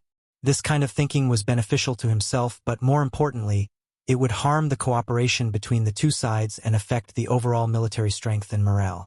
Not to mention Long Fei Yi. Even Bailey Yuanlong wouldn't budge. Ning Nuo naturally knew about this, but he and First Elder had no way of intimidating the military. When it came to a real battle, the military's words were louder. Now that Ning Nuo was in such a difficult position, Han Yunqi wanted to kick him flying. What kind of situation was this? How could he still be so hesitant and indecisive? With their style, they would have been forced to death before they even went to save the people. Call Deputy General Xue over, Han Yunqi said coldly. Ning Nuo actually didn't care about competing for benefits. He only had one thought right now, and that was to hurry and save the people. Ning Nuo personally ran out and brought Deputy General Xue over. As soon as Deputy General Xue entered the room, he saw Long Fei Yi and Han Yunqi sitting high above in the main seats, Gu Beiyue, and Tang Li sitting on the left and right respectively. He was startled and awed. Long Fei Yi was just about to speak when Han Yunqi asked, "Deputy General Xue, do you insist that the Bailey army attack the three-way pass alone?" Deputy General Xue had long known that such a day would come. He had already thought of how to deal with it. Just as he was about to analyze the situation, Han Yunqi said coldly, "Cut the crap. Just answer me, yes or no." Han Yunqi stood up and said coldly, "Deputy General Xue, if you insist, then this princess will officially inform your Ning family army that the cooperation between the two armies ends here. The East Qin army will be fully in charge of the northern expedition." Han Yunqi would rather have the Bailey army sacrifice a bit more than shake the army's morale because of a dispute over who would be the vanguard. What was a soldier? Taking the lead, fighting to be the vanguard no matter how difficult it was. Fighting to be the vanguard, that was what a soldier was. The battle hadn't even begun yet and they were already haggling over every ounce. Scheming to see who would pay more and who would pay less. Who would receive more and who would receive less. Could this be called a soldier? I originally thought that your two armies would fight to attack the three-way pass. I never thought that you'd fight to hide. Han Yunqi sneered before suddenly reprimanding, "Deputy General Xue, Long Fei Yi and I don't have time to waste with you. Ning Chang and Ning Jing don't have time to wait for you to figure things out. Fight or not, give me a straightforward answer." Deputy General Xue's face turned red from being scolded. He hardened his heart and simply expressed all his dissatisfaction. "Princess, it wasn't me who schemed. It was Bailey Yuanlong who schemed first. Those 30,000 war horses were all good horses, but their appetites were also very good and required a large amount of money to feed them. In these 2 months, the D clan's provisions were all eaten up by those war horses. This general proposed sharing provisions with Bailey Yuanlong, but not only did Bailey Yuanlong refuse, he also humiliated this general, saying that this general was hiding the provisions and was using this opportunity to extort East Qin's provisions. Deputy General Xue became more and more aggrieved as he spoke. "Princess, this general was also worried about Master Ning. If Master Ning hadn't given himself up as a hostage, the East Qin army might not have had the guts to attack the three-way pass alone. Master Ning exchanged his life for this military opportunity. If it wasn't for the fact that this general had no other choice, How could this general bear to waste it? When these words were said, Han Yunqi and Long Fei Yi were both shocked. Bailey Yuanlong actually didn't report the matter of the provisions. What a good Bailey Yuanlong, daring to hide such selfish motives at this critical juncture. Long Fei Yi was unable to restrain his anger. Called Bailey Yuanlong over. As soon as Bailey Yuanlong came in and asked about the situation, he immediately explained, "Your Highness, Deputy General Xue is slandering this general." It was clearly Deputy General Xue who refused to attack the three-way pass, so this general refused to share provisions. This general is innocent. Bailey Yuanlong, 10 days ago, this general asked you to lend me 30 dan of provisions, which you refused. 9 days ago, this general asked you to lend me 3,000 bows and arrows, which you refused again. Just 7 days ago, this general asked for 300 tents. What did you say? You said no. How did you know at that time that this general wasn't attacking the three-way black market? Deputy General Xue questioned. Humph, although you didn't say it clearly, you had this intention. Don't think this general didn't know. Bailey Yuanlong coldly retorted. The two of them continued to quarrel like this. Whether it was big or small, if they were sincere collaborators, how could they quarrel like this? Both of them clearly had selfish motives and wanted to compete for benefits, so neither of them gave in. If not for the fact that these two were the leaders of the two armies and couldn't lack them on the eve of a great battle. If not for the fact that Long Fei Yi and Han Yunqi had to go to Tiger's prison to find out what was going on and couldn't personally lead the troops, they would have killed these two fellows on the spot. Bang! Long Fei Yi slammed his fist on the table with a loud bang. In an instant, Bailey Yuanlong and Deputy General Xue didn't dare to make a sound, and both lowered their heads. Bailey Yuanlong, this crown prince will give you 1 day to calculate all the provisions in your hands and hand them over to the Western Qin princess. Long Fei Yi said, "There's no need to hand them over to me. Hand them over to Myriad Merchant Hall's 5th elder." Han Yunqi said seriously, "Deputy General Xue, I'll give you half a day to calculate all the provisions in Family Head Ning's hands and report them to 5th elder. From now on, 5th elder will be in charge of the allocation of provisions between the two armies. Anyone who disagrees will be dealt with according to military law." Deputy General Xue was wholeheartedly convinced that 5th elder was a member of the D clan. Bailey Yuanlong glanced at Long Fei, but didn't dare to speak as soon as he saw the man's furious face. "Deputy General Xue, you still haven't answered this princess question," Han Yunqi asked again. East Qin had taken a big step back in terms of provisions. Although Deputy General Xue was a bit unwilling, he didn't dare ask for more. He cupped his fists and bowed.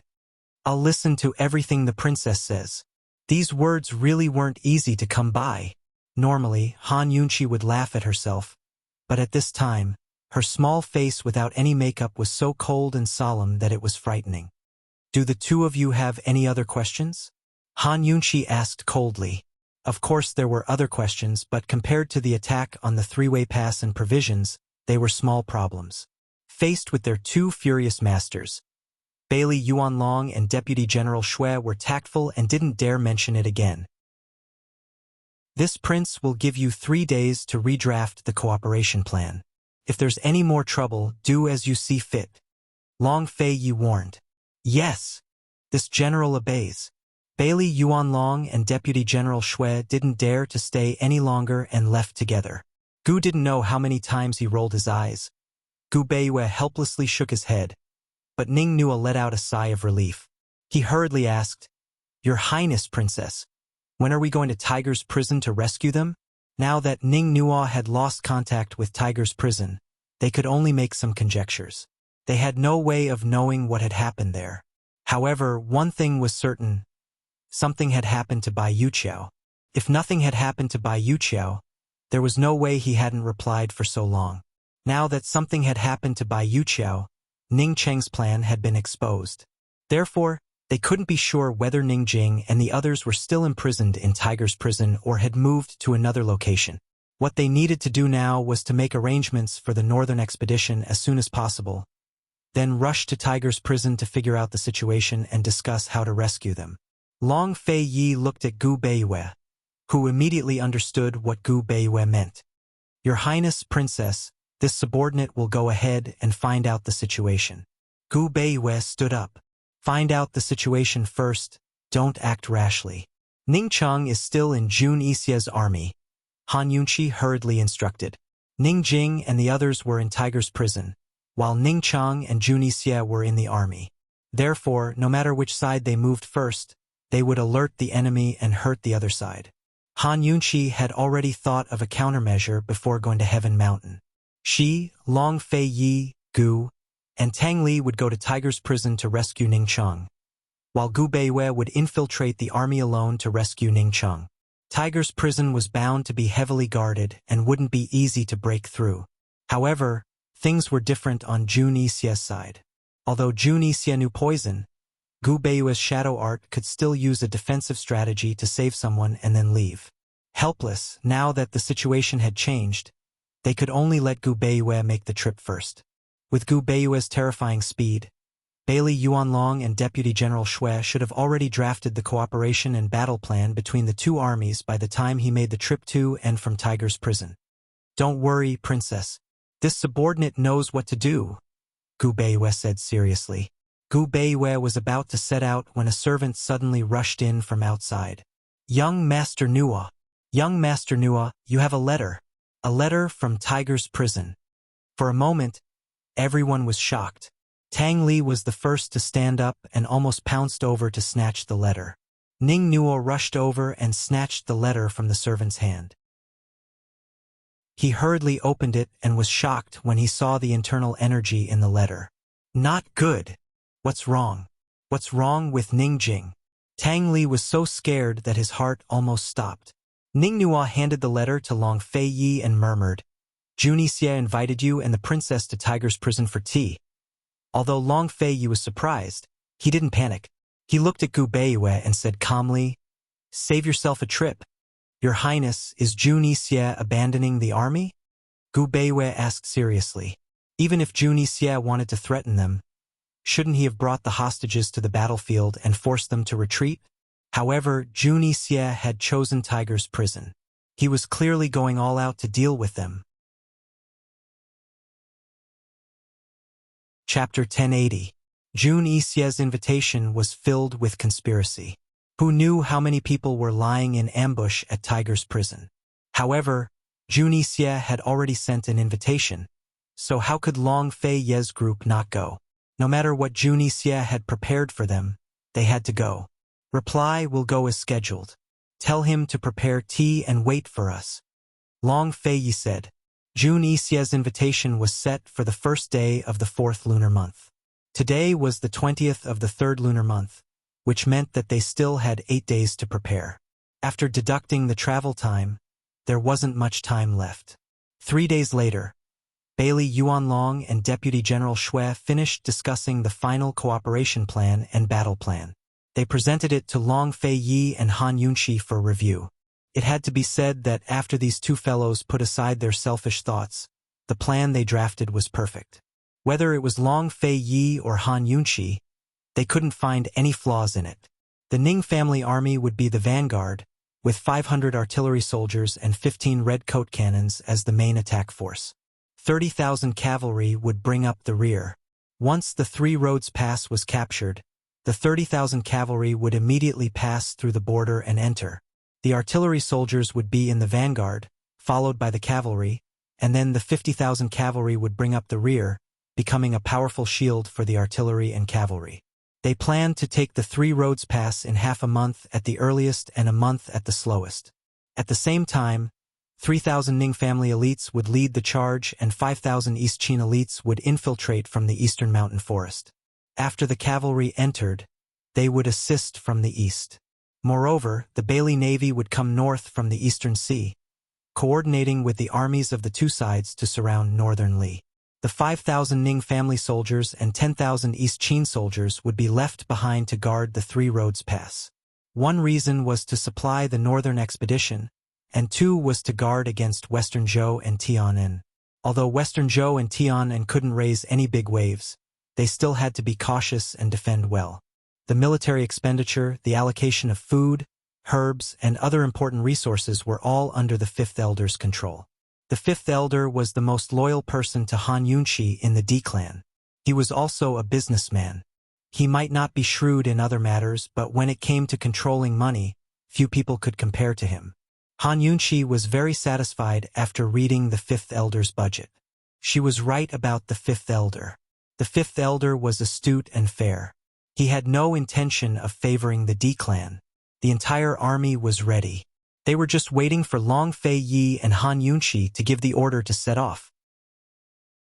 As long as they gave the order, they could send out their troops at any time. Seeing that His Highness hadn't given the order for a long time, Bailey Yuanlong went to a fortune-teller to find an auspicious day to deploy the troops. When the red paper with the auspicious date and time was handed to Long Fei Yi, he immediately rolled his eyes at Long Fei Yi when he saw that it was the 15th of April. "Who told you that this is an auspicious day?"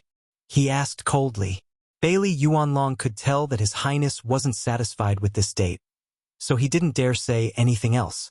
Gu Beiyue said, "In my opinion, as long as it's earlier than the 1st of April, it's an auspicious day. Since the entire army is ready, why don't we head north tomorrow and attack the three-way pass directly? Let's give Ning Chang a show of strength."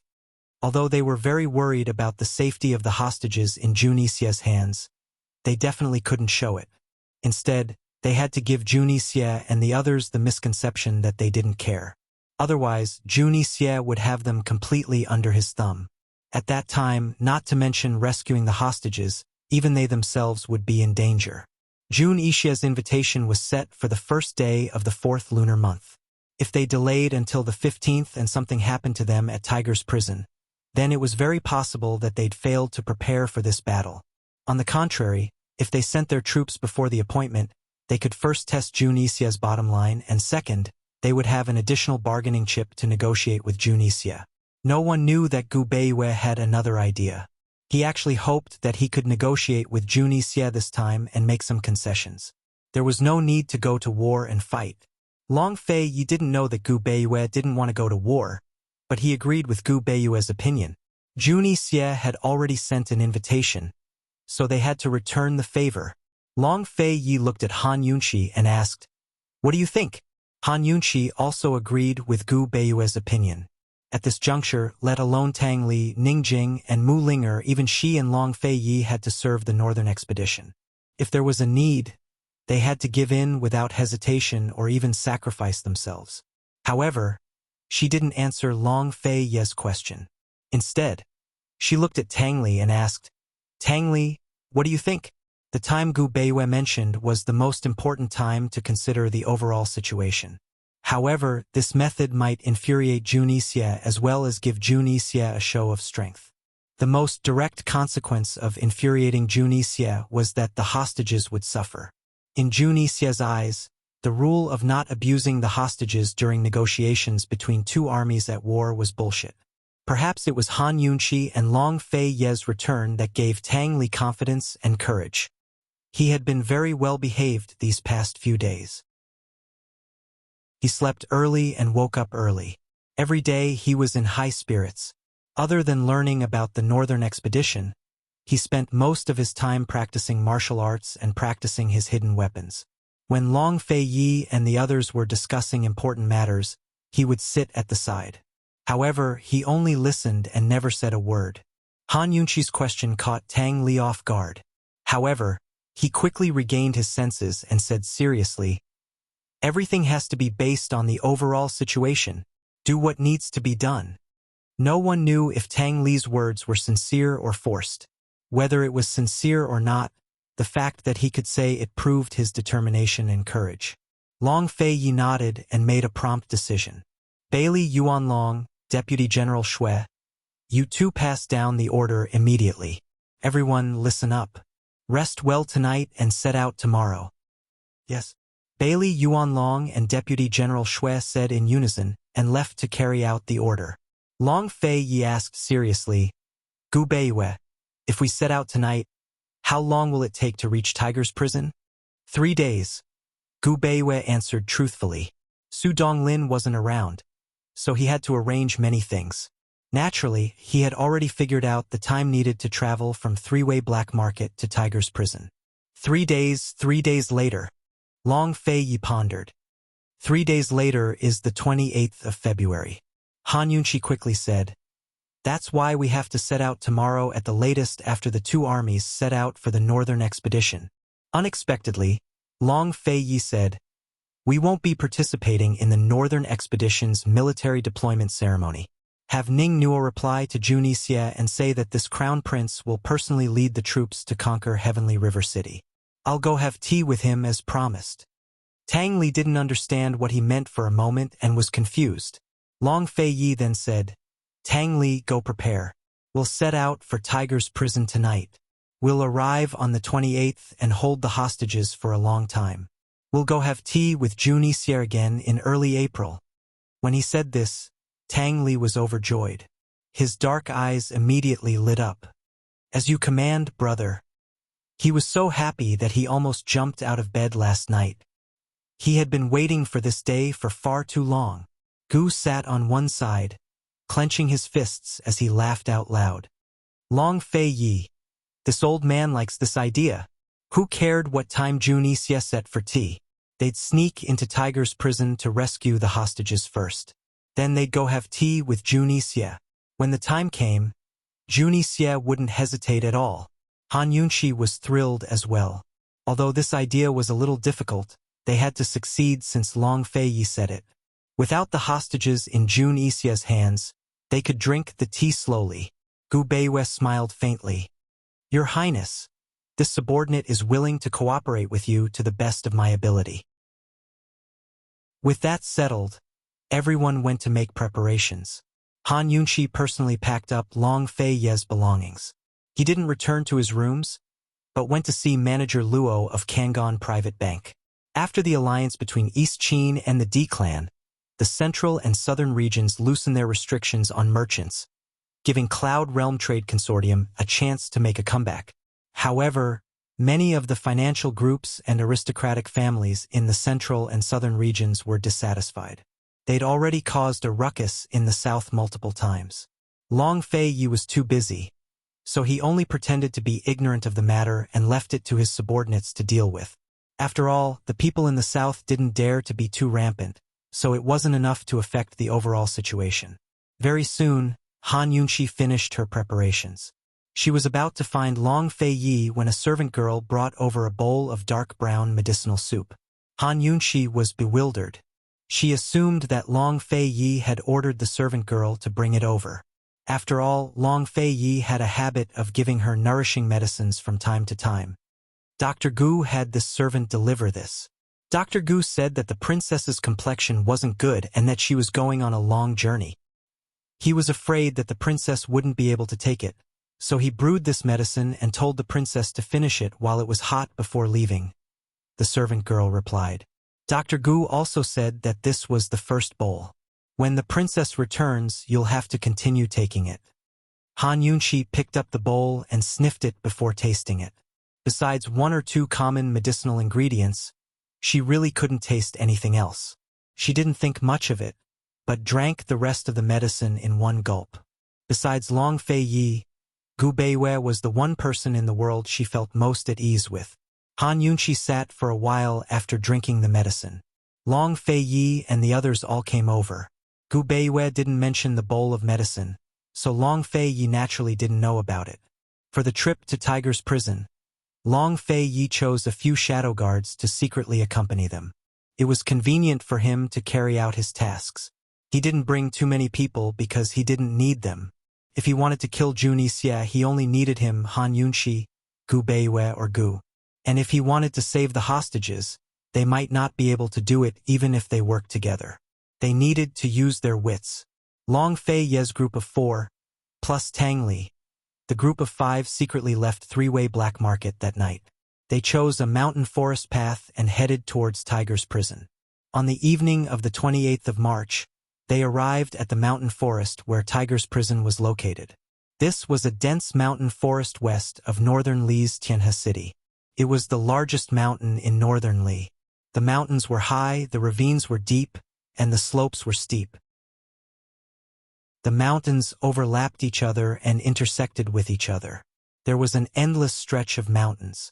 Tiger's prison was hidden in the deepest and densest ravine in this mountain forest. The topography affected the climate. The trees around Tiger's prison were dense all year round, covering the sky and the sun. The place where Juni Xie invited Long Fei Yi and Han Yunqi to drink tea was a cliff on the eastern side of Tiger's prison. It was called Tiger Roar Cliff. It got its name because there were more tigers in the mountain and they roared at the cliff, intimidating the whole mountain. Standing on Tiger Roar Cliff, one could overlook the entire ravine. However, one couldn't see Tiger's prison, only a patch of lush vegetation. Jun Yixie's invitation letter included a map. It was the route from the foot of the mountain to Tiger Roar Cliff. However, as early as a few months ago, Bai Yuqiao had already given Han Yunqi and the others a detailed topographic map of Tiger's prison and the surrounding mountains. He also wrote down everything she knew about the ambushes around Tiger's prison clearly in the letter. There were many roads leading to Tiger Roar Cliff. Which one Jun Yixie gave them was the most dangerous one. At this moment, Han Yunqi's group of 5 was at the foot of the mountain, looking up at the long stretch of mountains and steep ridges. Jun Yixie asked them to meet at sunset the next day. In other words, they still had one night and one day tomorrow to sneak into Tiger's prison and save the hostages. Chapter 1081. Han Yunqi and the rest were already at the foot of the mountain. One day and one night was more than enough for them to save someone. Han Yunqi unfolded the map Bai Yuqiao had given her and found the location of Tiger Roar Cliff. She said seriously, "Tiger's prison is in the deep ravine behind Double Peak Mountain. We have to cross Double Peak Mountain first and observe the situation before making any arrangements." Long Fei Yi and the other 3 men had no objections. Gu took the lead as usual. Tang Li wanted to follow, but Han Yunqi pulled him back. "Tang Li, now is not the time to act on impulse. You're a father now. If you want to protect your wife and child, you have to ensure your own safety first." Han Yunqi said seriously. Jun Yixie was different from other people. Not only was Jun Yixie highly skilled in martial arts, but he also knew how to use poison. "Seventh young master and I will take the lead. You and your brother follow behind us," Han Yunqi said as she pushed Tang Li to Long Fei Yi. However, Long Fei Yi let Tang Li follow Gu Beiyue from behind. He held Han Yunqi and whispered, "I'll take you up the mountain." Even though her Qinggong was very good, he still wouldn't let her go alone. He had to take her with him. Many times, a woman's strength didn't mean that she didn't need to be taken care of. And when a man took care of a woman, it wasn't a kind of care for the weak. It was a kind of love and a habit. Gu was secretly delighted to be able to walk with Poison Girl. When he saw Long Fei Yi flying towards him with Han Yunqi in his arms, he didn't even want to wait and rushed forward. Gu Beiyue's eyes flashed with a smile. He said to Tang Li, "Clan Master Tang, we're already here. There's no need to rush. Follow me and stay behind." Okay. Tang Li accepted it calmly. The group climbed over the mountains smoothly. However, when they reached the mountainside of the second mountain, Gu stopped abruptly and said, "Poison Girl, there's poison on the mountain." Han Yunqi asked Long Fei Yi and Gu Beiyue to stop. "It's poisonous and there's a lot of it." This season was the time when poisonous creatures came out of their caves. There were many poisonous creatures in the forest, but no matter how many there were, they wouldn't be so densely packed together. Human judgment might be wrong, but the judgment of the detoxification system would never be wrong. There are poisonous snakes all over the top of the mountain. There's basically no place to stand. There are also several groups of poisonous mosquitoes, Han Yunqi said seriously. Everyone was shocked. Even Gu was surprised. He knew that there were poisonous creatures at the top of the mountain, but he didn't expect there to be so many of them. He scolded, "Is Jun Yixie crazy?" "He's not crazy. I'm guarding against our sneak attack," Han Yunqi said coldly. The poisonous creatures at the top of the mountain, whether they were poisonous snakes or poisonous mosquitoes, were not rare creatures. They were only poisonous in large numbers. Even if there were more of them, no matter how scary they wouldn't be able to stop Han Yunqi. Jun Yixie didn't set up these poisonous creatures to attack. They were the first line of defense for Tiger's prison. If they wanted to pass through this line of defense, they would definitely exterminate these poisonous creatures. Once she dealt with these poisonous creatures, Junie Xie would know that they were coming. After passing through the second mountain, there were many paths to enter Tiger's Denver. However, this was the only path to pass through the second mountain. Junie Xie's first line of defense was flawless. There was no way for them to avoid it. If they wanted to pass through this path, they would have to alert Junie Xie. Therefore, there were only two choices in front of them. The first was to wait until tomorrow evening and let Junie Xie pick them up to go to Tiger Roar Cliff for tea. The second was to exterminate all the poisonous creatures on the mountain and openly tell Junie Xie that they were coming. Everyone was silent for a moment. Long Feiyi said, "Tang Li, do we wait or do we charge? You decide." Although Tang Li was the Tang clan's clan head, he rarely made any major decisions. He looked at Long Feiyi and was a little stunned. "Don't dawdle. Think carefully and say it," Long Feiyi said again. Tang Li clenched his fists and said loudly without hesitation, "Charge!" Long Feiyi was very satisfied with this answer. Han Yunqi and Gu Beiyue couldn't help but laugh. Gu put his arm around Tang Li's shoulder and said, "Kid, I have faith in you." They charged right away. Han Yunqi led the way. She asked Long Feiyi and the others to find some dry firewood and light 10 big fires. Then she put some unknown poison into the fires. "Here, one antidote for each of you. Go up the tree and watch a good show." Han Yunqi took out a few pills. Gu Beiyue and Tang Li did as they were told and quickly climbed up the tree. "Poison girl, what poison did you put in?" Gu was very curious. "It's a secret. Hurry up and go up the tree," Han Yunqi urged. Gu took the antidote and flew up to sit on a tall tree. White smoke rose from the fire and a strong fragrance wafted out. Long Feiyi protected Han Yunqi and flew to Gu's side. As the smoke and fire spread, a rich aroma gradually spread throughout the forest. After a while, they saw several groups of black fog flying towards them. "What's that?" Tang Li asked. "There are 3 types of poisonous mosquito swarms. The other type is extremely poisonous. If you are bitten by one of them, your wound will swell within 2 hours. If you don't take the antidote within 4 hours, you will definitely die," Han Yunqi answered seriously. "Junie Xie." Tang Li narrowed his eyes. Gu was very familiar with poisonous mosquito swarms.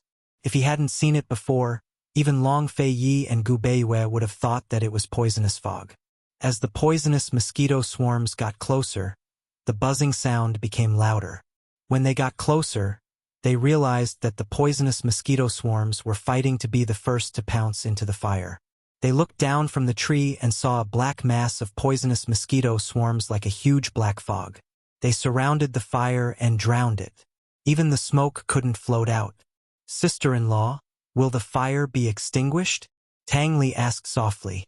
Han Yunqi didn't answer, because, just as Tang Li finished his sentence, the huge black fog below suddenly dissipated and became densely packed black spots, scattered around the fire.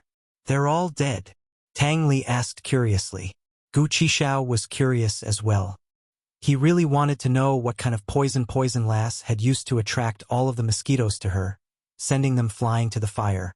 Gu was about to go down the tree to take a look, but halfway down he immediately flew up. He was so shocked that he broke out in cold sweat, because he saw countless poisonous snakes crawling out from the surrounding bushes.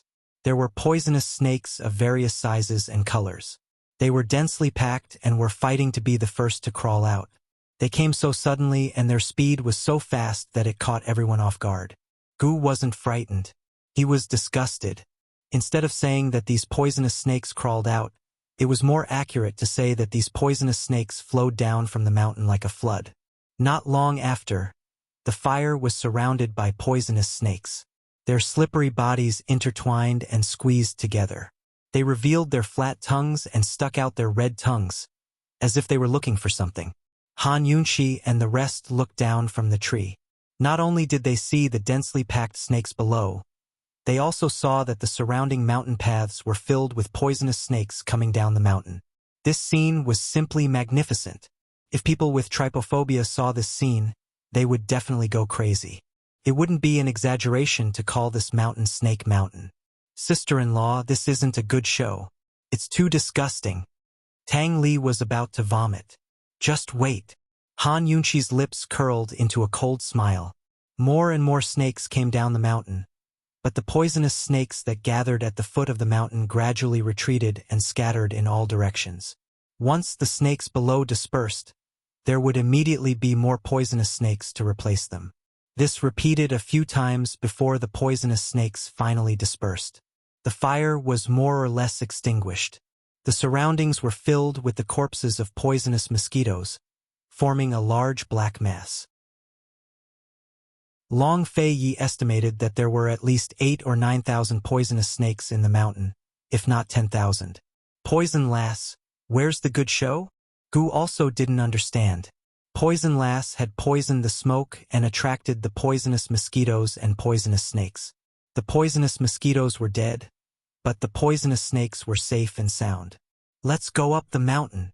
Han Yunqi smiled. Princess, the snakes are still in the forest. Gu Beiwei couldn't help but remind her. Snakes don't need mosquitoes. As long as everyone is careful, we won't be bitten. Let's go, the good show is on the mountain. Han Yunqi smiled mysteriously. Long Fei Yi didn't say anything and flew down the tree with her in his arms. Tang Li and Gu Beiwei followed closely behind. Gu also immediately caught up. They didn't land on the ground. Instead, they used the branches as leverage to fly up the mountain. The journey to the top of the mountain was very smooth. However, at the top of the mountain, they immediately saw Han Yunqi's so-called good show. The mountain peak was littered with the corpses of archers.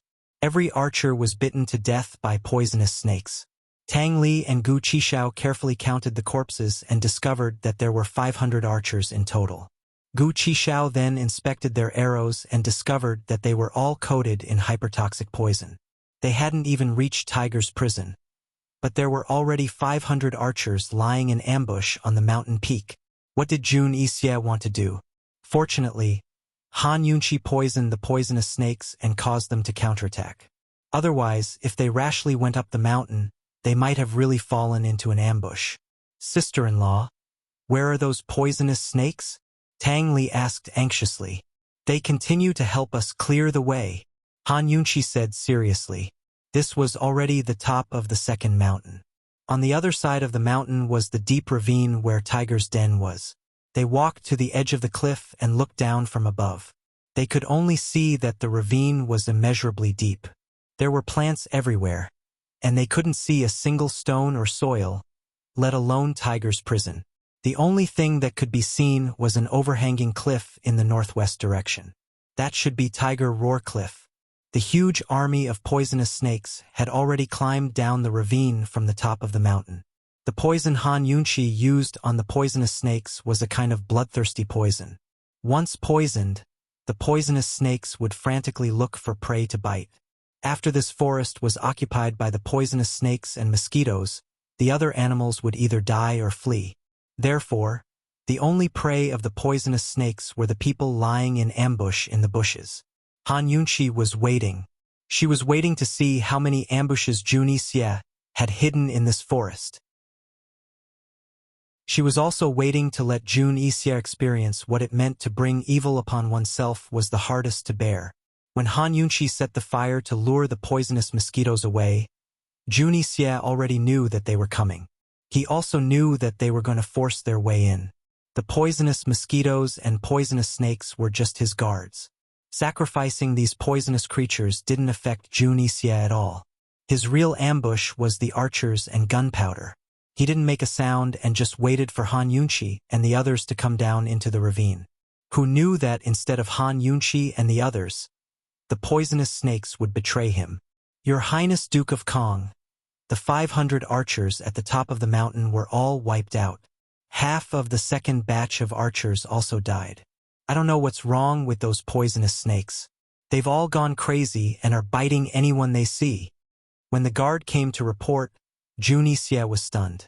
What did you say? Chapter 1082. Jun Yixie never expected the snakes to counterattack.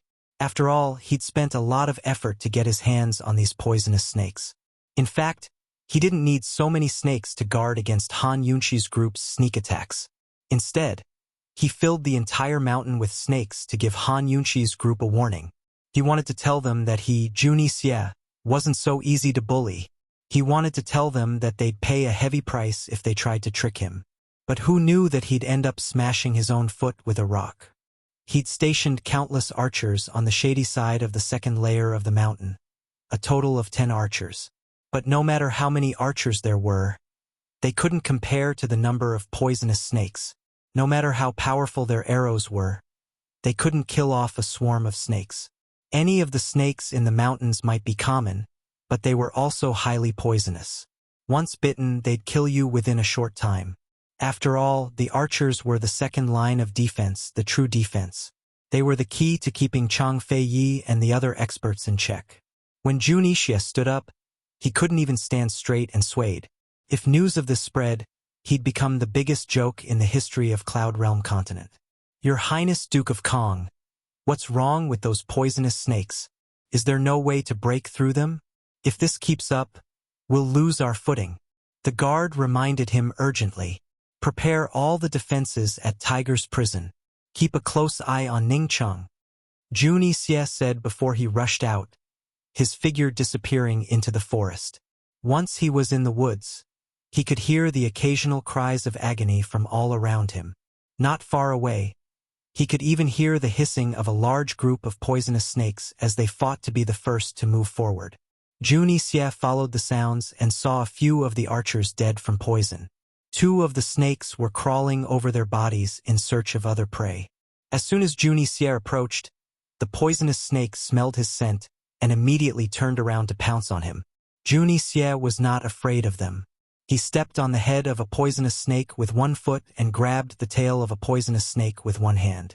When the poisonous snake turned its head to bite him, he fiercely threw it to the ground and killed it. He picked up the dead snake and carefully examined it. Only then did he realize that the venomous snake had been poisoned. However, he could not determine what kind of poison it was. Furthermore, he had studied poison for so many years, but he had never heard of any poison that could make a poisonous snake so violent and bloodthirsty. Junie Xie's big movement immediately attracted more than 10 poisonous snakes. Some were thinner than his arm, while others were as big as pythons. The poisonous snakes surrounded him, all of them flicking their red tongues, eager to attack. In Junie Xie's eyes, they were no different from traitors. The more Junie Xie looked at them, the angrier he became. He suddenly leaped into the air and shot out several poisonous needles, immediately killing all the poisonous snakes. The giant pythons were still aggressive even after being hit by a few needles. They swept their huge tails at him fiercely. The poisonous snakes were bloodthirsty and purely saw Junie Xie as prey. Junie Xie had no choice but to kill them. He flew sideways and dodged the giant snake's attack. He was so angry that his face turned green. Even though he was unwilling, he had no choice but to kick the giant snake's huge head into smithereens. After these few snakes died, the surroundings were already surrounded by another group of snakes. Moreover, there were still many more around. Junie Xie had no choice but to escape. Otherwise, who knew how much time he would waste on killing these poisonous snakes? Unable to find a way to break through, Junie Xie had no choice but to order all the archers to retreat into the deep ravine. He ordered people to cut down the trees around Tiger's prison and spread a circle of poison. In this way, the poisonous snakes could only enter Tiger's prison by crawling over the ground. Once they came into contact with the poison, no matter what kind of poisonous snake they were, they would be poisoned and their flesh would rot and die. Han Yunqi and the rest stood at the top of the mountain and looked down. Although they couldn't see the specific movements in the forest, they could hear all kinds of wails coming from the forest. They also saw a few large movements in the vegetation. Are they retreating? Tang Li asked suspiciously. Yes, many of them have retreated. They should be all archers. Long Feiyi said. He had set up this kind of ambush in the forest many times before. He had also been ambushed by others a few times. He was all too familiar with this kind of movement. Sister-in-law, it's really a good show. Beautifully done. Tang Li was overjoyed. Poison lass, you're amazing. Gu gave her a thumbs up with a fawning expression. What's that poison called? Why don't you give some to Chi brother? Han Yunqi generously gave Gu a bottle. These poisonous snakes will go crazy for at least 3 days. We can rest tonight and continue watching the show tomorrow. When she said this, Gu Beiwei and Long Fei Yi both laughed. God knows how many archers Jun Yixie had set up an ambush. God knows how much danger they would face if they barged in. They were all prepared for a tough battle. However, Jun Yixie just had to give them a chance to rest. Originally, night was the best time to sneak into Tiger's prison. But now, they could rest assured and give the best time to the poisonous snakes. Unless Jun Yixie had a poison similar to Han Yunqi's, even if he poisoned a large number of poisonous snakes, it wouldn't be something that could be settled in one night. In one night, the poisonous snakes would be able to kill all the ambushes in the mountain and even attack Tiger's prison. Of course, if Jun Yixie left Tiger's prison and took the initiative to look for them, they wouldn't mind treating him to tea first. The sky gradually darkened. Han Yunqi and the others looked down into the ravine and couldn't see anything. Apart from darkness, there was only darkness. The mountain forest was quiet to begin with. It was even quieter at night. The hissing of the snakes in the mountain rose and fell one after another. They could tell that the snakes were all heading into the ravine. Han Yunqi and the others sat in a row on a large rock on the cliff at the top of the mountain. Han Yunqi and Long Fei Yi sat together. Tang Li sat beside Long Fei Yi and Gu sat beside Han Yunqi. Gu Beiwei sat behind them. In a sense, Gu Beiwei was the Real Shadow Guard. It was the end of March and the beginning of April. There was no moon in the sky. Coincidentally, there was no moonlight, so the stars in the sky were especially bright. They looked up from the top of the mountain and felt that they were very close to the sky. The stars in the sky were just above their heads. They could reach out and pluck them. Han Yunqi couldn't help but reach out. She immediately realized that everything was just an illusion. The sky was actually very, very high up. Poison girl, do you want the stars? Gu asked with a smile. Han Yunqi didn't answer. She thought that once they went up the mountain, they would have to fight to the end. Who knew that they would have the opportunity to sit on the top of the mountain and look at the stars? Han Yunqi looked at the stars and slowly leaned back. Long Fei Yi also lay down. His arm was already behind her head, waiting for her. Han Yunqi wasn't surprised as she rested in Long Fei Yi's arms. It was as if this was already a habit. She was about to answer Gu's question when Tang Li said, "Of course my sister-in-law wants it. Are you going to pluck it?" "Haha, you have to ask your brother to pluck it." It was rare for Gu to be so modest to Long Fei Yi. He turned to look at Long Fei Yi. "Are you going to pluck it?" As soon as he said that, a shooting star streaked across the sky. They all sat up in shock. "Tang Li, quick, make a wish," Han Yunqi said anxiously. Tang Li had no idea what was going on. "If you make a wish when you see a shooting star, it will definitely come true," Han Yunqi said seriously. She didn't know when she would believe in such things. Tang Li immediately said loudly, "I hope that Ning Jing and the child are safe and sound. You can't make a wish out loud." Han Yunqi wanted to correct him, but seeing how serious Tang Li was, she gave up. Han Yunqi didn't notice that Long Fei Yi was sitting at the side and closing his eyes for a while. Soon they lay down again, and the topic of plucking the stars was interrupted.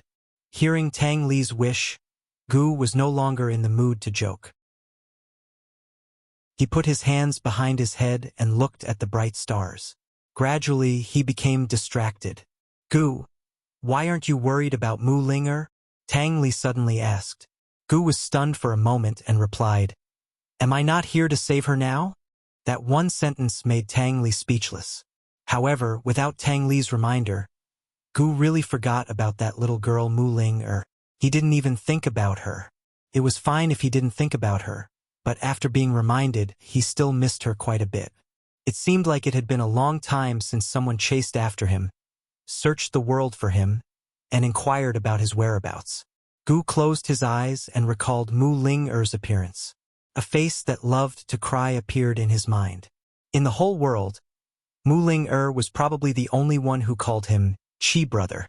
They fell silent. Everyone was immersed in the starry sky and immersed in their own thoughts. Tang Li couldn't even count how many days it had been since he last saw Ning Jing. The last time they met in Myriad Merchant Hall, they even quarreled. He wondered what the first thing he should say when he saw Ning Jing. He wondered what Ning Jing's first words would be when she saw him. Would she scold him? Or would she ignore him? Or would she ask him to carry the child? As he thought about it, a sweet smile appeared on Tang Li's lips. Even if they met, he would gladly endure Ning Jing's beating and scolding. The mountain breeze caressed them and the stars twinkled. Everyone was a little sleepy. Gu Beiyue silently guarded behind them. He looked at the moonless night sky and smiled faintly. The moon was bright and the stars were sparse. The brighter the moon, the more lonely it was. And this sky full of stars was so lively and vast. But there was no place for the moon. It was only when he looked up at the night sky that Gu Beiyue remembered his real name, Lone Moon. After some time, Gu Beiyue suddenly said, "Princess, Your Highness, look at the bottom of the mountain." Everyone sat up with a start.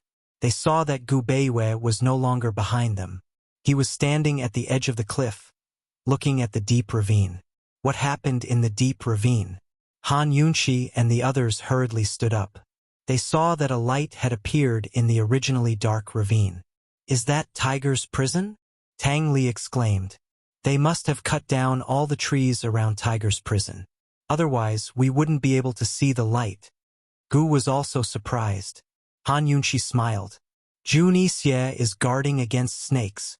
Long Fei Yi squeezed his wrists and stretched his muscles. "Cold," he said. "Get ready to go down the mountain." Juni Xie had already returned to Tiger's prison. Of course, they couldn't give him a chance to breathe. Now that things had come to this, they naturally had to stand at the entrance of Tiger's prison. Chapter 1083. Han Yunqi and company confidently descended the mountain without any obstructions.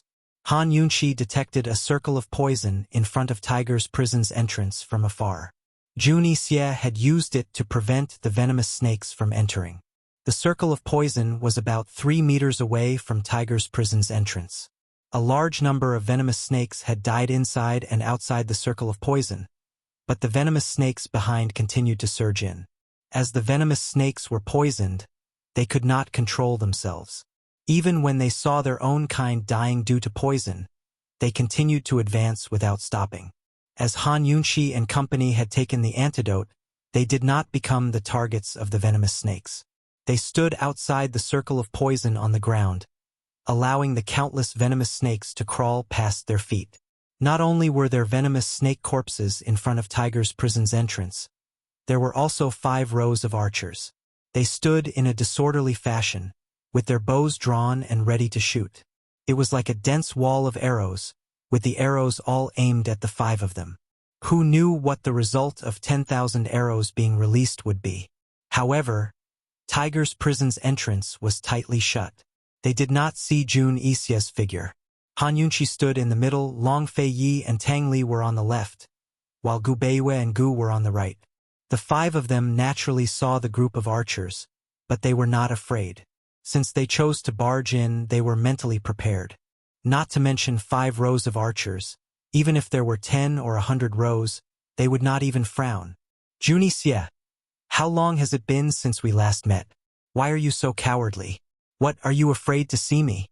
Gu shouted. As soon as he spoke, there was a whoosh as a sharp arrow flew out. Gu Qixiao's lips rose into a cold smile. He didn't move, but tilted his head slightly to the side. The arrow whistled past his ear. "You don't dare to come out, right? Brother, let's kill our way in," Tang Li said coldly as he raised a special crossbow. At this time, Juni Xie's voice came from inside the door. "Long Fei Yi, Han Yunqi, this prince has made an appointment for tomorrow evening. Are you that impatient to drink tea with this prince?" Gu Qixiao laughed out loud. "Wang, didn't the Northern Dynasty's emperors dethrone you long ago? What, you still don't know?" "Juni Xie, if you can live until tomorrow evening, this prince doesn't mind deigning to have a cup of tea with you." Long Fei Yi coldly snorted. With Gu and Long Fei Yi singing the same tune, Jun Yixie immediately flew into a rage out of humiliation. With a flip, he leaped onto the roof and looked down at Long Fei Yi and the others from above. He said, "Long Fei Yi Han Yunqi, if you want Ning Cheng to live until tomorrow evening, then just wait for me. Where's Ning Jing? Where's my child?" Tang Li couldn't help sniffing. Jun Yixie began to laugh. "Tang Li, if you kneel down and beg me, I might consider letting you see your child." Tang Li was unable to restrain his anger, and the crossbow in his hand was about to shoot out. Who would have thought that Han Yunqi would make a move first and shoot out a golden needle? Jun Yixie did not notice the needle, but he noticed the poison and quickly dodged it. Seeing the golden needle fall onto the roof and shatter a tile, he was incomparably shocked. He never thought that Han Yunqi's internal energy would be this strong. How long had it been since they last met? Just what did Han Yunqi experience during this time? Wasn't she a martial arts waste? If he hadn't noticed the poison, he might have been killed by Han Yunqi's needle. Han Yunqi said coldly, "Jun Yixie, if you want to negotiate, you have to act like you're negotiating. Let us see all the hostages first. Otherwise, you'll have to bear the consequences." Jun Yixie felt guilty. He only had Ning Cheng in his hands. However, none of the people who came today were from the D clan. He had to guard against Han Yunqi and Long Fei Yi abandoning Ning Cheng and killing him. In this way, even if he wanted to perish together with Long Fei Yi and Han Yunqi, he might not be able to kill them. "Who wants to negotiate with you?" Jun Yixie said angrily. "Then what do you want?" Tang Li was anxious. Jun Yixie suddenly laughed. "Men, move aside. Open the door." With the order, the 5 rows of archers in front of Tiger's prison retreated to the left and right, opening up a wide path. At the same time, their arrows were all pointed towards the center. The door of Tiger's prison slowly opened. Jun Yixie descended from the roof and stood in the courtyard outside the door. A cold and insolent smile appeared on his lips. He said, "Long Fei Yi Han Yunqi, the hostages are in the room behind me. Do you dare to come in?" Long Fei Yi and the others were all on guard when they heard his words. The archers outside the door could still see and guard against them. However, in the small Tiger's prison, who knew what kind of ambush Jun Yixie was hiding? Long Fei Yi did not answer Jun Yixie. He ordered coldly, "Without seeing the hostages, no one is allowed to take a step in, especially Tang Li." In Bai Yuqiao's letter, Ning Jing and Mu Ling lived in the big courtyard behind Jun Yixie. When he thought of Ning Jing and the child being so close to him inside, Tang Li's eyes became wet. Ning Jing must have known that he was here. Was she holding the child and waiting to see him? Tang Li's tears didn't fall, but his heart was about to break. However, he persevered and replied loudly, "This subordinate obeys." Strictly speaking, he was also Long Fei Yi's subordinate. This should be the first time in his life that he said this to Long Fei Yi. Regardless of whether Jun Yixie wanted to negotiate with them or not, this stalemate was a negotiation. Only by remaining calm could they control the situation and win. It had to be known that winning or losing was not only related to the hostages' safety, but also related to everyone's safety. It even related to whether or not the northern expedition could continue. If they fell into Jun Yixie's hands, then the northern expedition would be over. Jun Yixie sneered and said, "Long Fei Yi, I have so many hostages. Which one do you want to see?" "All of them," Long Fei Yi replied. Jun Yixie snorted, "Long Fei Yi, what right do you have to negotiate with me?" Long Fei Yi said, "Even without entering Tiger's prison, this prince can still kill you."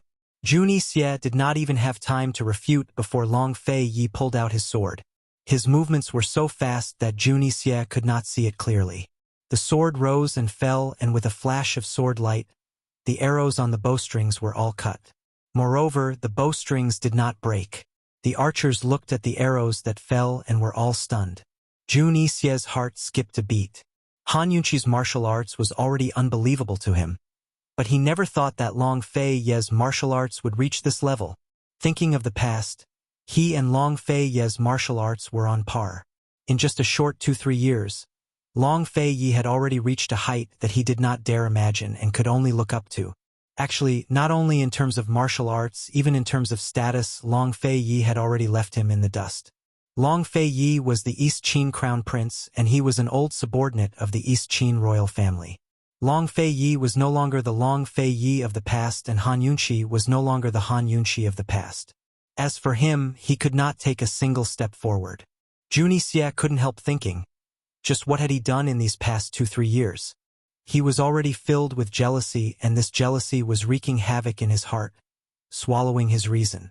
If he couldn't surpass them, then he would destroy them. Junie Xie loudly said, "Someone, bring Ning Cheng over for me." When this was said, Long Fei Yi and Han Yunqi immediately looked at each other. Gu Beiyue and Gu also looked over at them. When they were at Heaven's Peak, they had also been threatened with hostages, but they had still taken them away. If Junie Xie could let them see all the hostages, they wouldn't mind taking them away.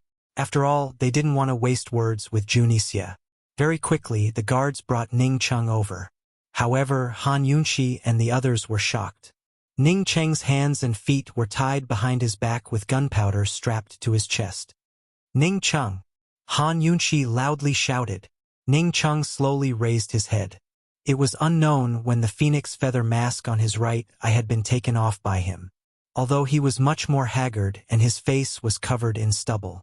But he was still handsome. His facial features were sharp and his face was deep. The stubble didn't make him look down. Rather, it added to the aura of a mature man. His clothes were filled with tears, and one could tell with a single glance that they were whip wounds. Only the heavens knew what Junie Xie had done to him. If one didn't look carefully, no one would be able to tell that his right eye was devoid of life. However, Han Yunqi and the others all knew that Ning Cheng's right eye was blind. His vision of things and people was reduced by half. He slowly raised his head and saw Han Yunqi at a glance. He actually smiled, a slight smile. Han Yunqi never knew that Ning Cheng could be so beautiful and brilliant when he smiled. She suddenly remembered what Ning Jing had said while crying in Medical City. She didn't dare to look at Ning Cheng's eyes again. Even if it was an accident, even if she didn't mean to hurt him, she still didn't have the courage to look. Damn Bai Yanqing, damn Junie Xie. Damn the Black Clan and Feng Clan. Damn the grudges between Eastern and Western Qin. If there weren't so many misunderstandings, things wouldn't have turned out like this. Ning Cheng's mouth was gagged and he couldn't say anything. He could only move his head. His smile quickly disappeared and he respectfully nodded at Han Yunqi as a salute. He slowly shook his head at Han Yunqi and the others, wanting to tell them not to come in. Ning Jing and the others were not in Tiger's prison. Junie Xie only had him as a hostage. Junie Xie not only tied gunpowder to him, but also buried countless gunpowder in Tiger's prison. As long as they stepped in, Junie Xie would perish together with them. Junie Xie grabbed the rope around Ning Cheng's waist with one hand and held a match in the other, looking very threatening. Han Yunqi and the others naturally saw Ning Cheng shaking his head and knew that he was telling them not to go in because there was an ambush. But how could they retreat just because there was an ambush? Gu Beiyue quietly walked to Long Fei Ye's side and whispered to him. They were evaluating whether they could make it in time if they made a move to snatch the hostages.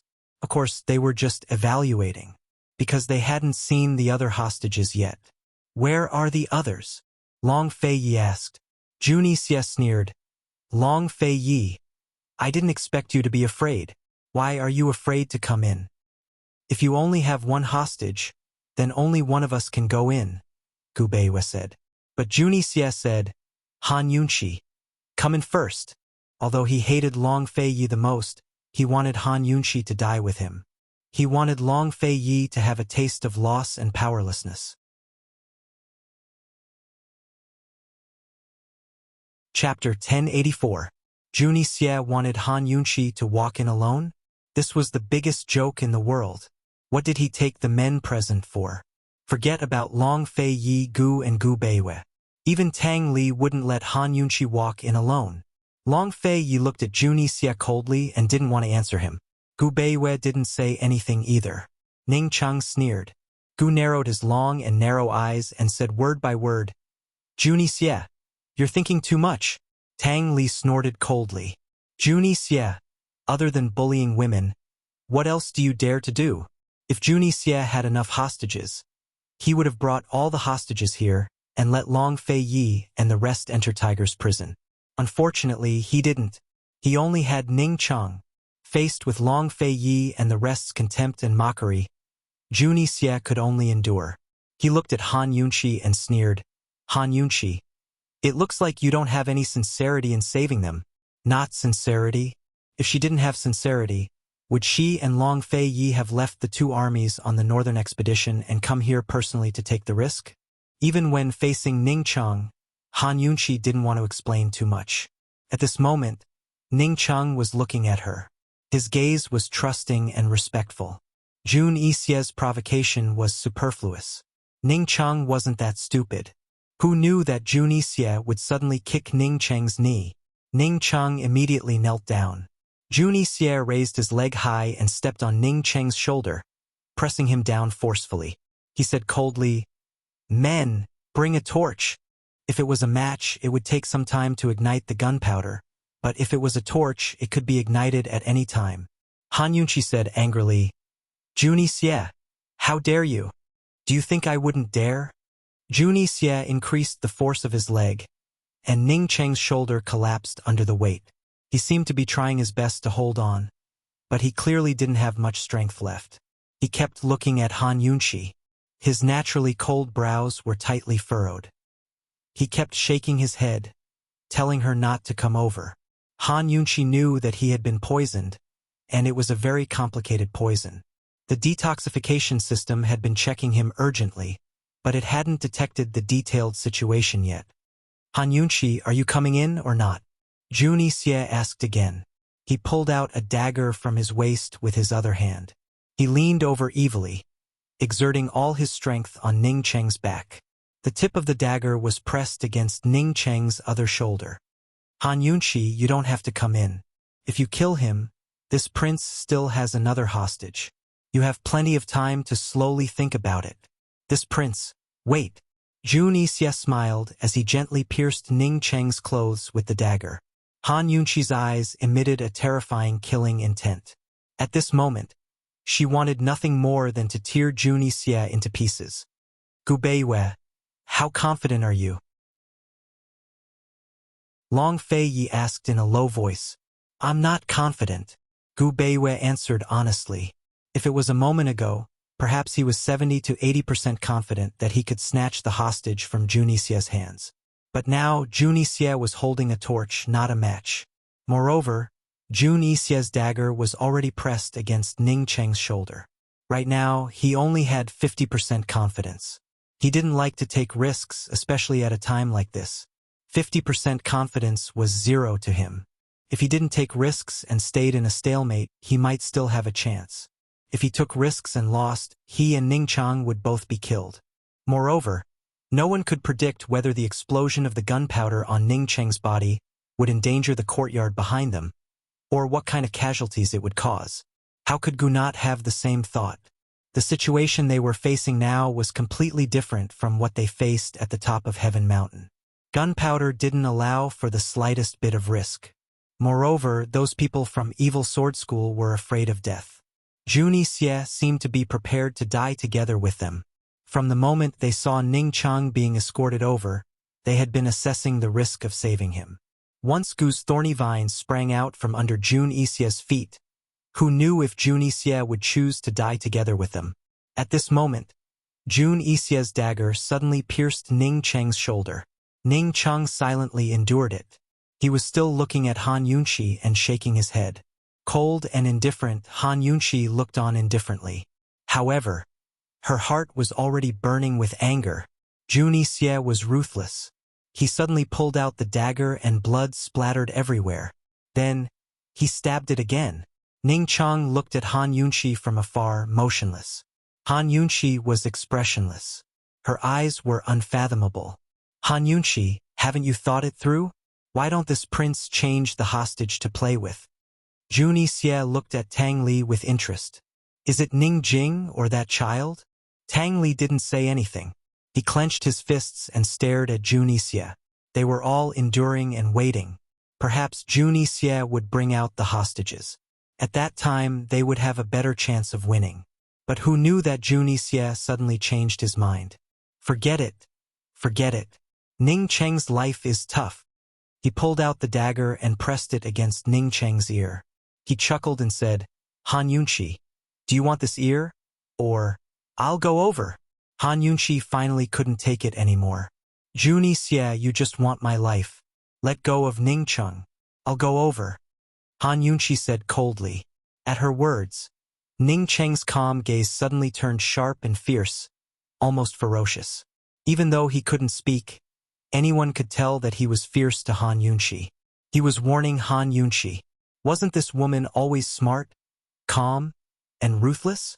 Can't she tell that Jun Ishia's true target is her life?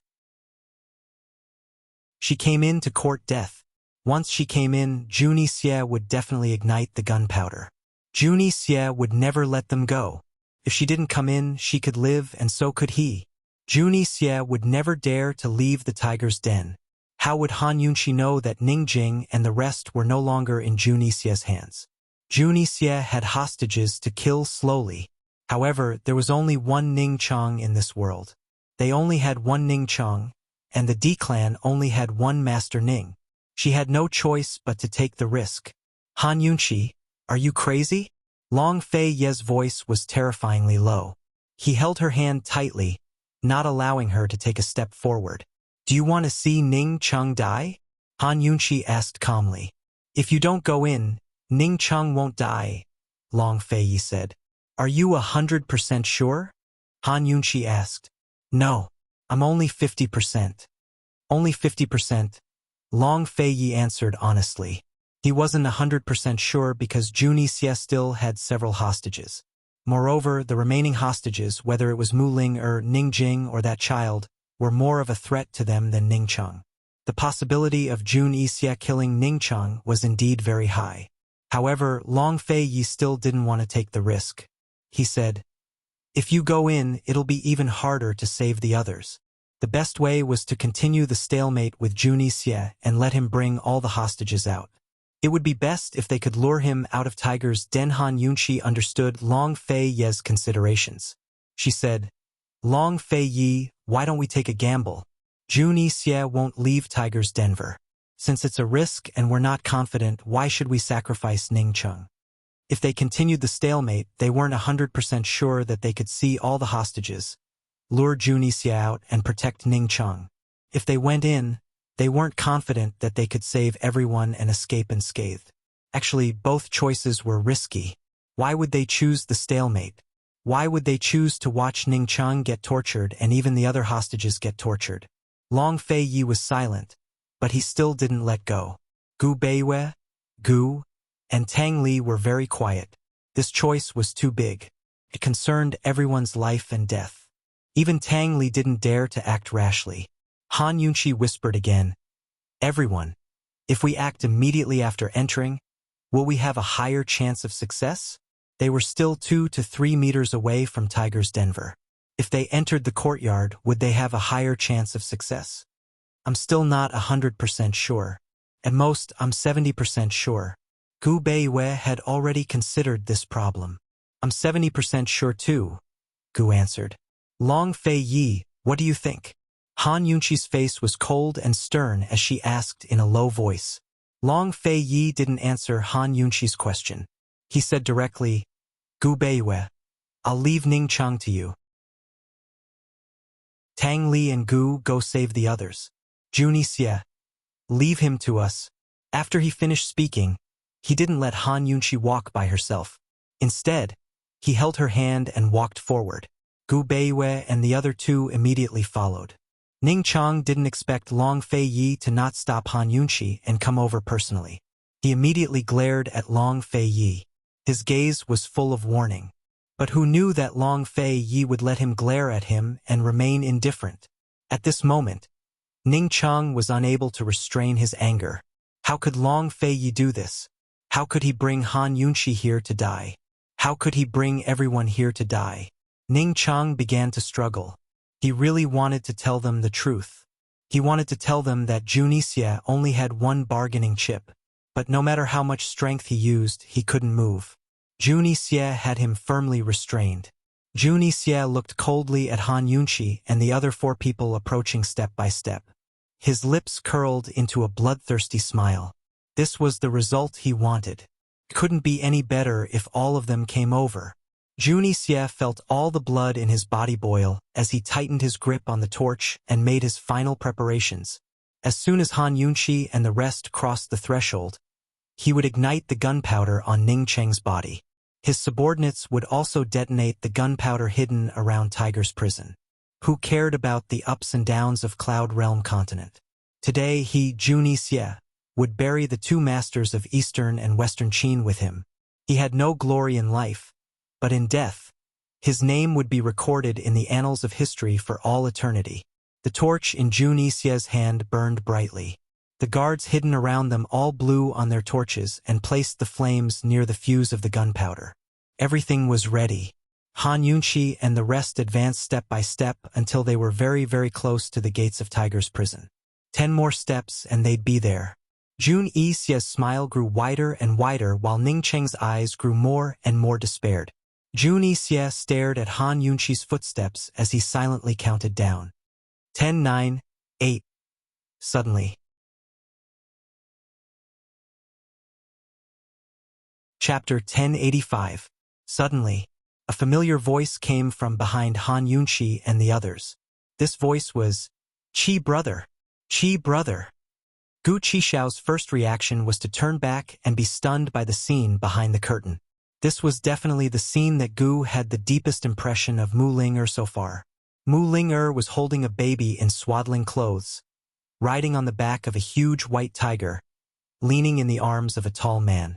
Even though the only person she acknowledged, Han Yunqi, was present, even though Long Fei Yi, who she was afraid of, was also present, she only had eyes for him. She was clearly crying, but she smiled at him.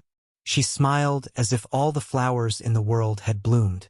She smiled as if the years would be peaceful and beautiful from now on.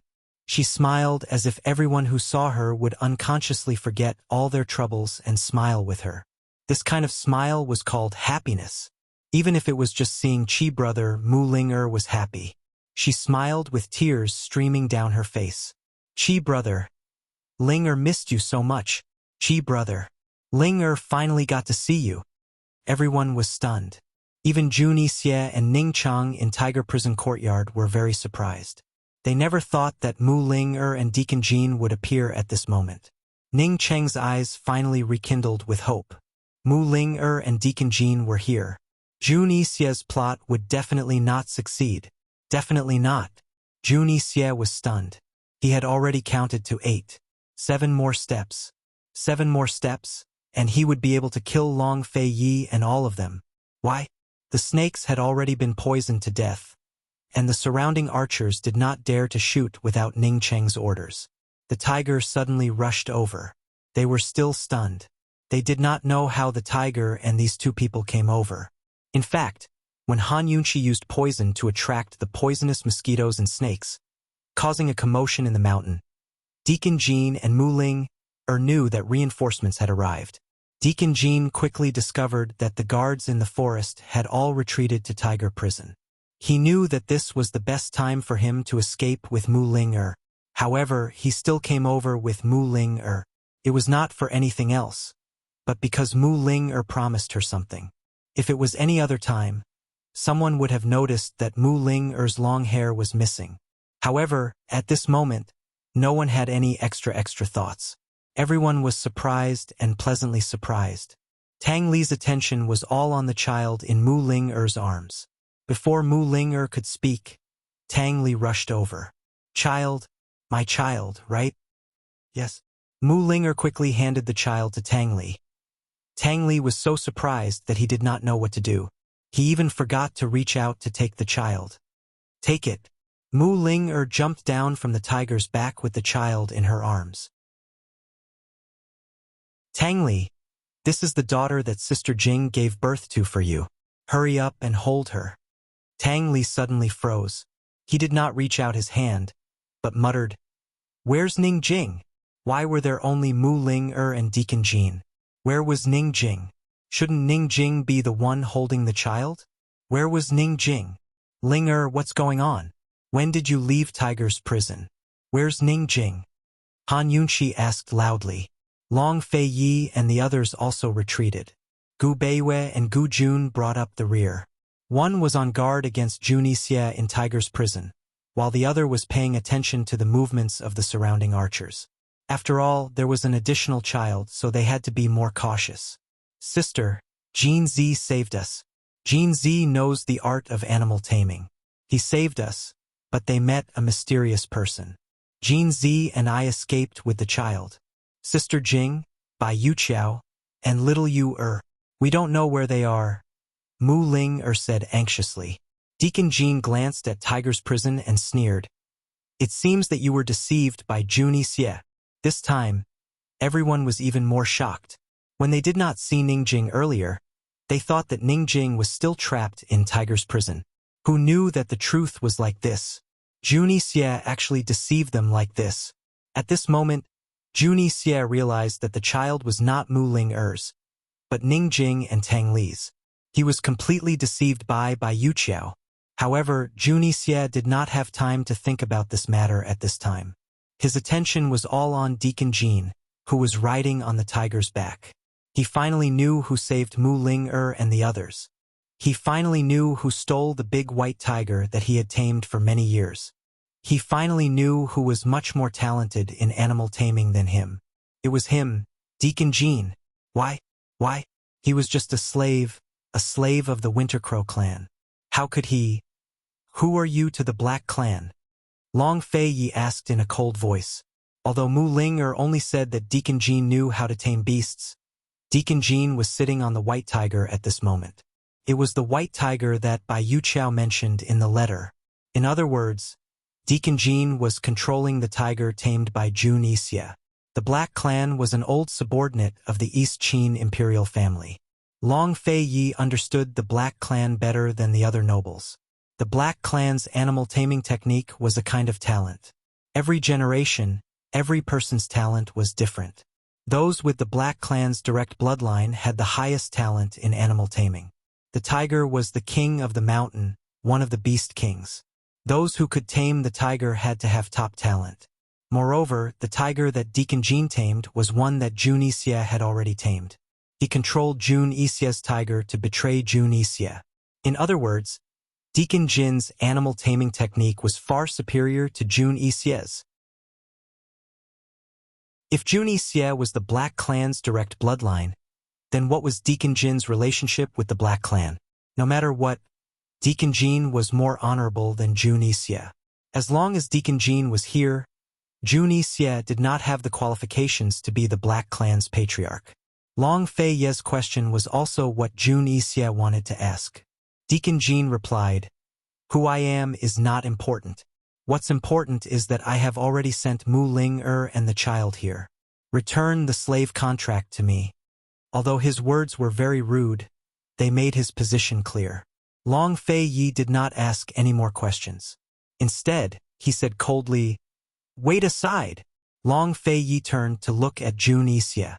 The corners of his mouth curved into a sinister smile. Since Jun Yixie only had one hostage, then Jun Yixie had no right to negotiate with them. Tang Li was still in a daze. Han Yunxi took the child from Mu Ling-er's hands. She glanced at him and immediately handed him to Tang Li.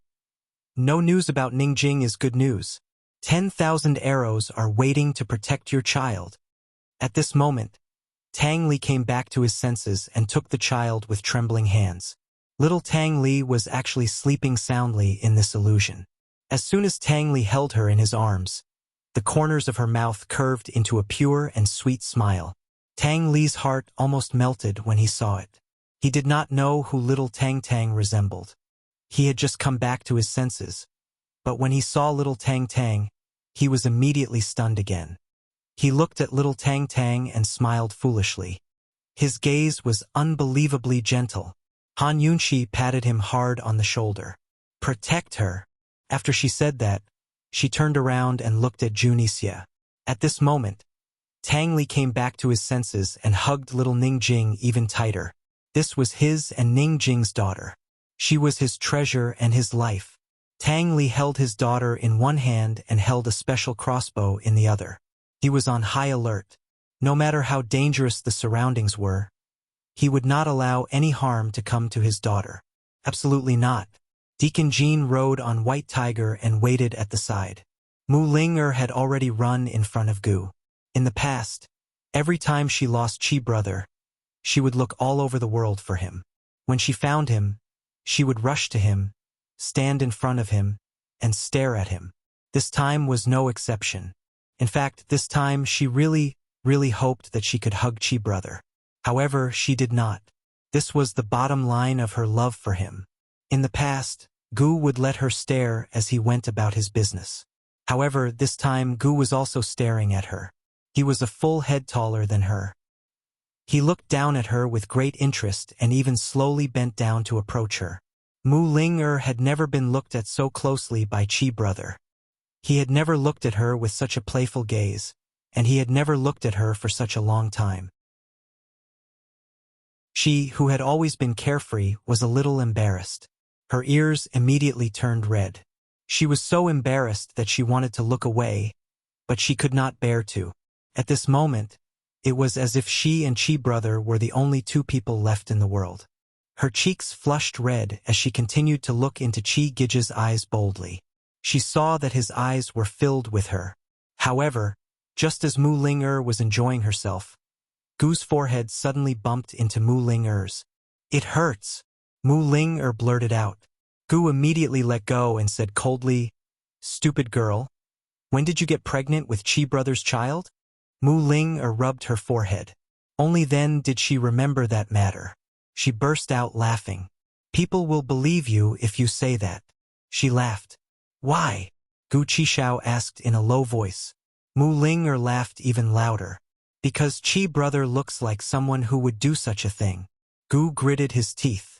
He knocked Mu Ling-er's head and scolded her in a low voice. "Your reputation is ruined. Don't you want to get married? Chi brother, do you know that even if Ling-er's reputation is ruined, there are still people in the world who are willing to marry Ling-er? Chi brother, do you know that even if Mu Ling-er's reputation is ruined, she can't not marry and chase after you for the rest of her life? Chi brother, do you know that Mu Ling-er always thought that Ling-er would lose you? But this time, Ling-er lost herself. I don't want to marry. I don't want to marry. Chi brother, can Ling-er not marry?" Mu Ling-er murmured. Unfortunately, Gu didn't hear her. He ignored her and turned to walk to Gu Beiyue's side. He looked at Jun Ixia. Deacon Jean looked at Mu Ling-er calmly. Seeing that Mu Ling-er was still standing there, he gradually became unhappy. Didn't this woman see that there were archers all around her? Didn't she see that Jun Ixia and Long Fei Yi were at daggers drawn? Why wasn't she coming over? With her strength alone, could she fight against these archers? Just as Deacon Jean was about to speak, Mu Ling-er consciously walked back. She would definitely do what she had promised. Deacon Jean looked down at her from above. Although he was very unhappy, he still reached out to her. "Come up." Mu Ling-er sat on the tiger's back. Deacon Jean rubbed her forehead and whispered, "Does it hurt?" Jun Ixia didn't know that the child was Ning Jing and Tang Li's. I was too excited writing and didn't pay attention to the details. Chapter 1086. Did it hurt? Mu Ling-er had always been very strong. But when she heard the two words Deacon Jean, she suddenly felt very sad. Her forehead did not hurt. Her heart, however, hurt very much. Mu Ling-er did not make a sound. Deacon Jin's attitude softened, and he also did not make a sound. He gently rubbed Mu Ling-er's forehead while paying attention to the surrounding archers and Jun Ixia's situation. Long Fei Yi, Han Yunqi, and Gu Beiyue stood in a line, standing 5 or 6 steps away from Tiger's prison. Jun Ixia held Ning Cheng, not moving at all. The atmosphere between the two sides became more and more tense. "Jun Ixia, if you come out yourself, this prince can leave your corpse intact," Long Fei Yi said in a cold voice. Jun Ixia was not afraid. "Long Fei Yi, Come in if you have the skills. This king will release Ning Chang. Otherwise, this king will make him wish he was dead. Gu gave a cold laugh. Junie Xie, do you think we're all idiots? They were worried that Junie Xie had quite a few hostages.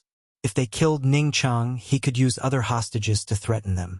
But now, Junie Xie only had Ning Chang in his hands. This also meant that Ning Chang was his last and only bargaining chip. Junie Xie did not want Ning Chang to die more than them. In this situation, how could they foolishly enter Tiger's prison and take a risk? Even a fool could see that Junie Xie had set a trap in Tiger's prison. Junie Xie did not have any advantage. Even if it was a battle of attrition, they could exhaust Junie Xie to death. Long Fei Yi was already too lazy to reply to Junie Xie. Gu Beiyue also did not make a sound. Suddenly, Junie Xie angrily shouted, "Someone fire!" As soon as his voice fell, the archers on the left and right formed a semicircle, trapping Han Yunqi's group at the entrance of Tiger's prison. Tens of thousands of arrows were released, wanting to force them into Tiger's prison. Junie Xie doing this meant that there was something fishy going on in Tiger's prison. Long Fei Yi and Han Yunqi did not move. They both stared at Junie Xie. Gu Beiyue held his sword and blocked the arrows around them. With Gu Beiyue's speed, no matter how fast the arrows were, they would not be able to threaten Han Yunqi and Long Fei Yi. Tang Li protected little Tang Tang. While dodging, he shot arrows to kill the archers. This crossbow was his latest invention. Although it was small, it was very powerful and its speed was top-notch. Other than the Chu family's imperial archers, there should not be any other archers who could be faster than his crossbow. Deacon Jean protected Mu Ling-er and dodged with the help of the white tiger. He used the tiger's speed to cut down several tricky arrows. Gu originally wanted to attack, but at this moment he was staring at Mu Ling-er and Deacon Jean. This was because he noticed that Deacon Jean was hugging Mu Ling-er's waist. This stinky girl, when did she get together with Jean Zi, who came from an unknown background? Didn't this stinky girl chase after him all day long? Why did she suddenly have a change of heart? This was not like her. Having a change of heart was a good thing, but she could not be deceived by Jean Zi. Manager Jean didn't look like a good person at first glance. Could it be that this stinky girl was bullied or threatened by Jean Zi? Long Fei Yi and Han Yunqi did not move because they knew that with Gu's ability, he could quickly deal with these archers. But who knew that Gu was actually in a daze? Long Fei Yi glanced at him and pulled out his sword. At the same time, Han Yunqi fiercely rushed forward and dealt with the archers together with Long Fei Yi and Gu Beiyue. They were not afraid that Junie Xie would run away. If Junie Xie ran out of Tiger's prison, that would be even better. Once Long Fei Yi and Han Yunqi took action, Gu Beiyue did not need to defend anymore and took the initiative to attack. At the same time, Jean Zi also summoned a group of tigers over. In a short while, 1,000 archers were either dead or had escaped. Could be said that the entire army was wiped out. Long Fei Yi and the rest stood at the entrance of Tiger's prison. Junie Xie was already at the end of his rope. Who knew that Junie Xie suddenly burst out laughing? Good! Extremely good. Long Fei Yi, Han Yunqi, this prince will make a bet with you, how about it? Long Fei Yi and Han Yunqi did not make a sound.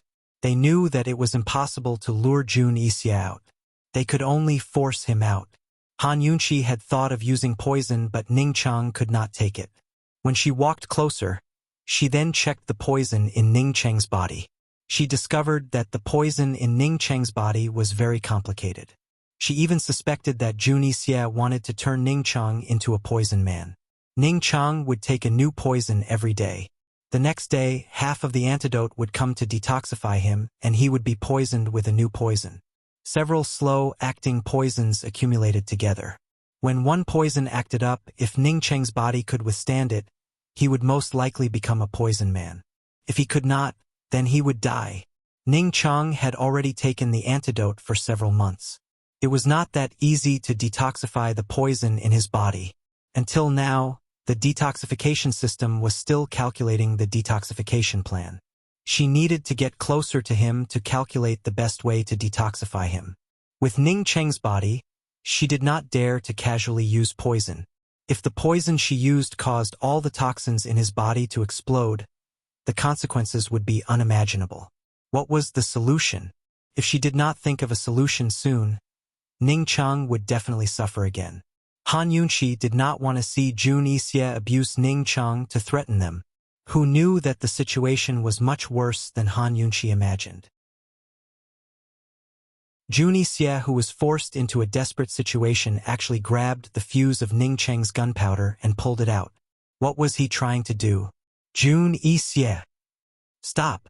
Long Fei Yi and Han Yunqi shouted at the same time. They never thought that Jun Yixie would do this, but Jun Yixie still lit the fuse. At this time, Ning Chang's tightly knitted brows suddenly loosened as if he was relieved. He looked at Han Yunqi and his eyes revealed a smile of relief.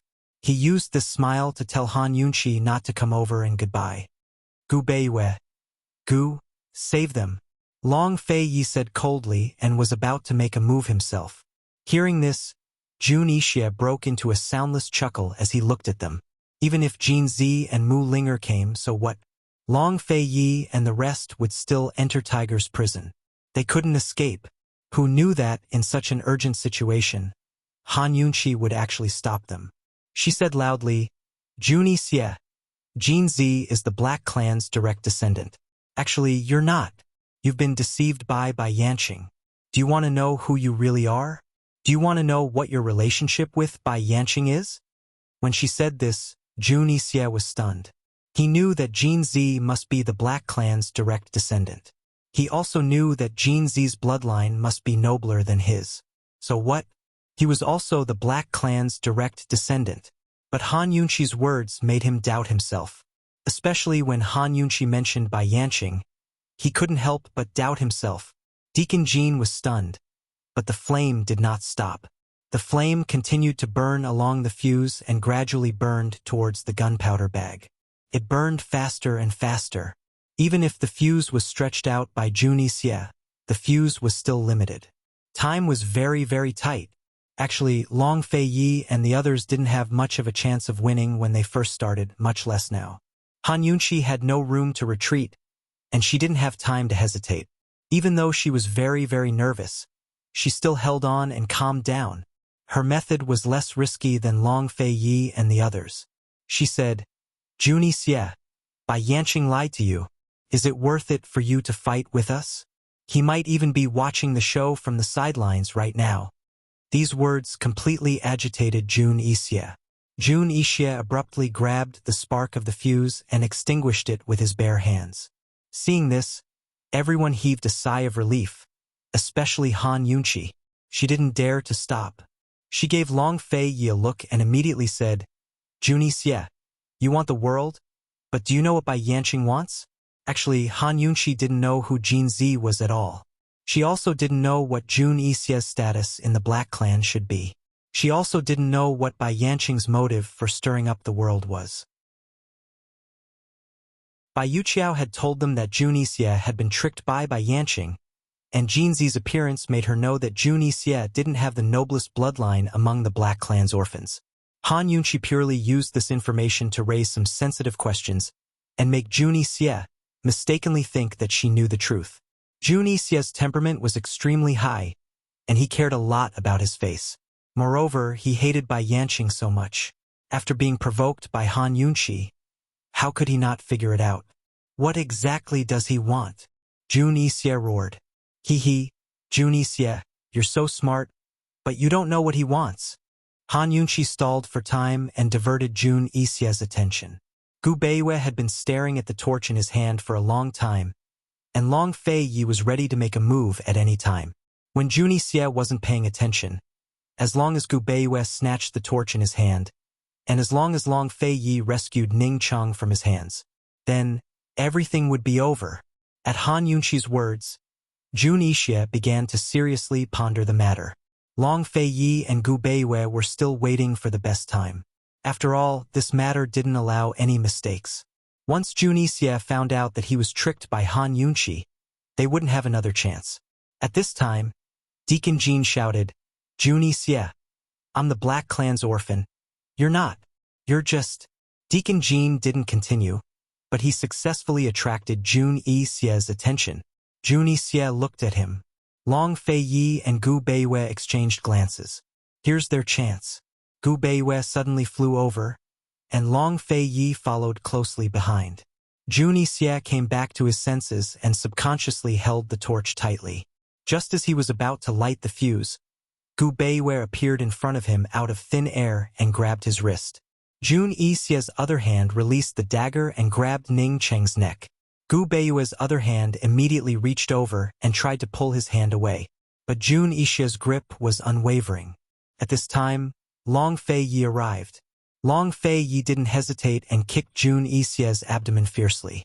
Jun Yixie spat out a mouthful of blood, but unexpectedly, he actually laughed out loud. Although Long Fei Yi and Gu Beiwei didn't know what the ambush in Tiger's prison was, they knew that they had to get Ning Cheng out of here as soon as possible. Long Fei Yi pulled Jun Yixie's hand that was grabbing Ning Cheng's neck and was about to pull it away. Suddenly, there was a loud bang and the entire Tiger's prison exploded. Chapter 1087. It exploded. Tiger's prison suddenly exploded. A huge cloud of smoke instantly engulfed Long Fei Yi and the rest. In the blink of an eye, they had all disappeared. The torch in Jun Yixie's hand had clearly been knocked away by Gu Beiwei. What was with this explosion? Long Fei Yi! Han Yunqi cried out in shock. She allowed the dust and sand to fly towards her as she tried to move forward. Poison lass, you're crazy! Gu roared. Soon there was another boom and another explosion.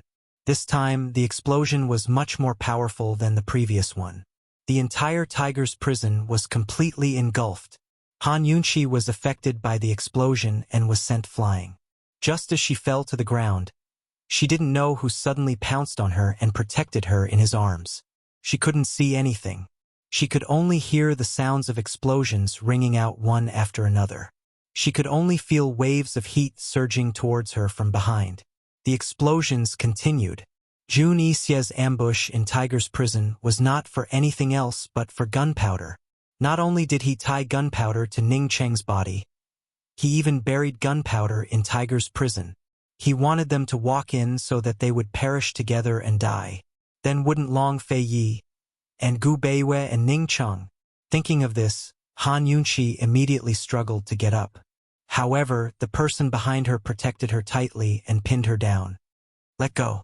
She roared angrily. She didn't even realize how panicked and agitated she was. Do you want to die? Don't move. The voice behind her was unusually sharp, but Han Yunqi could still tell that it was Gu's voice.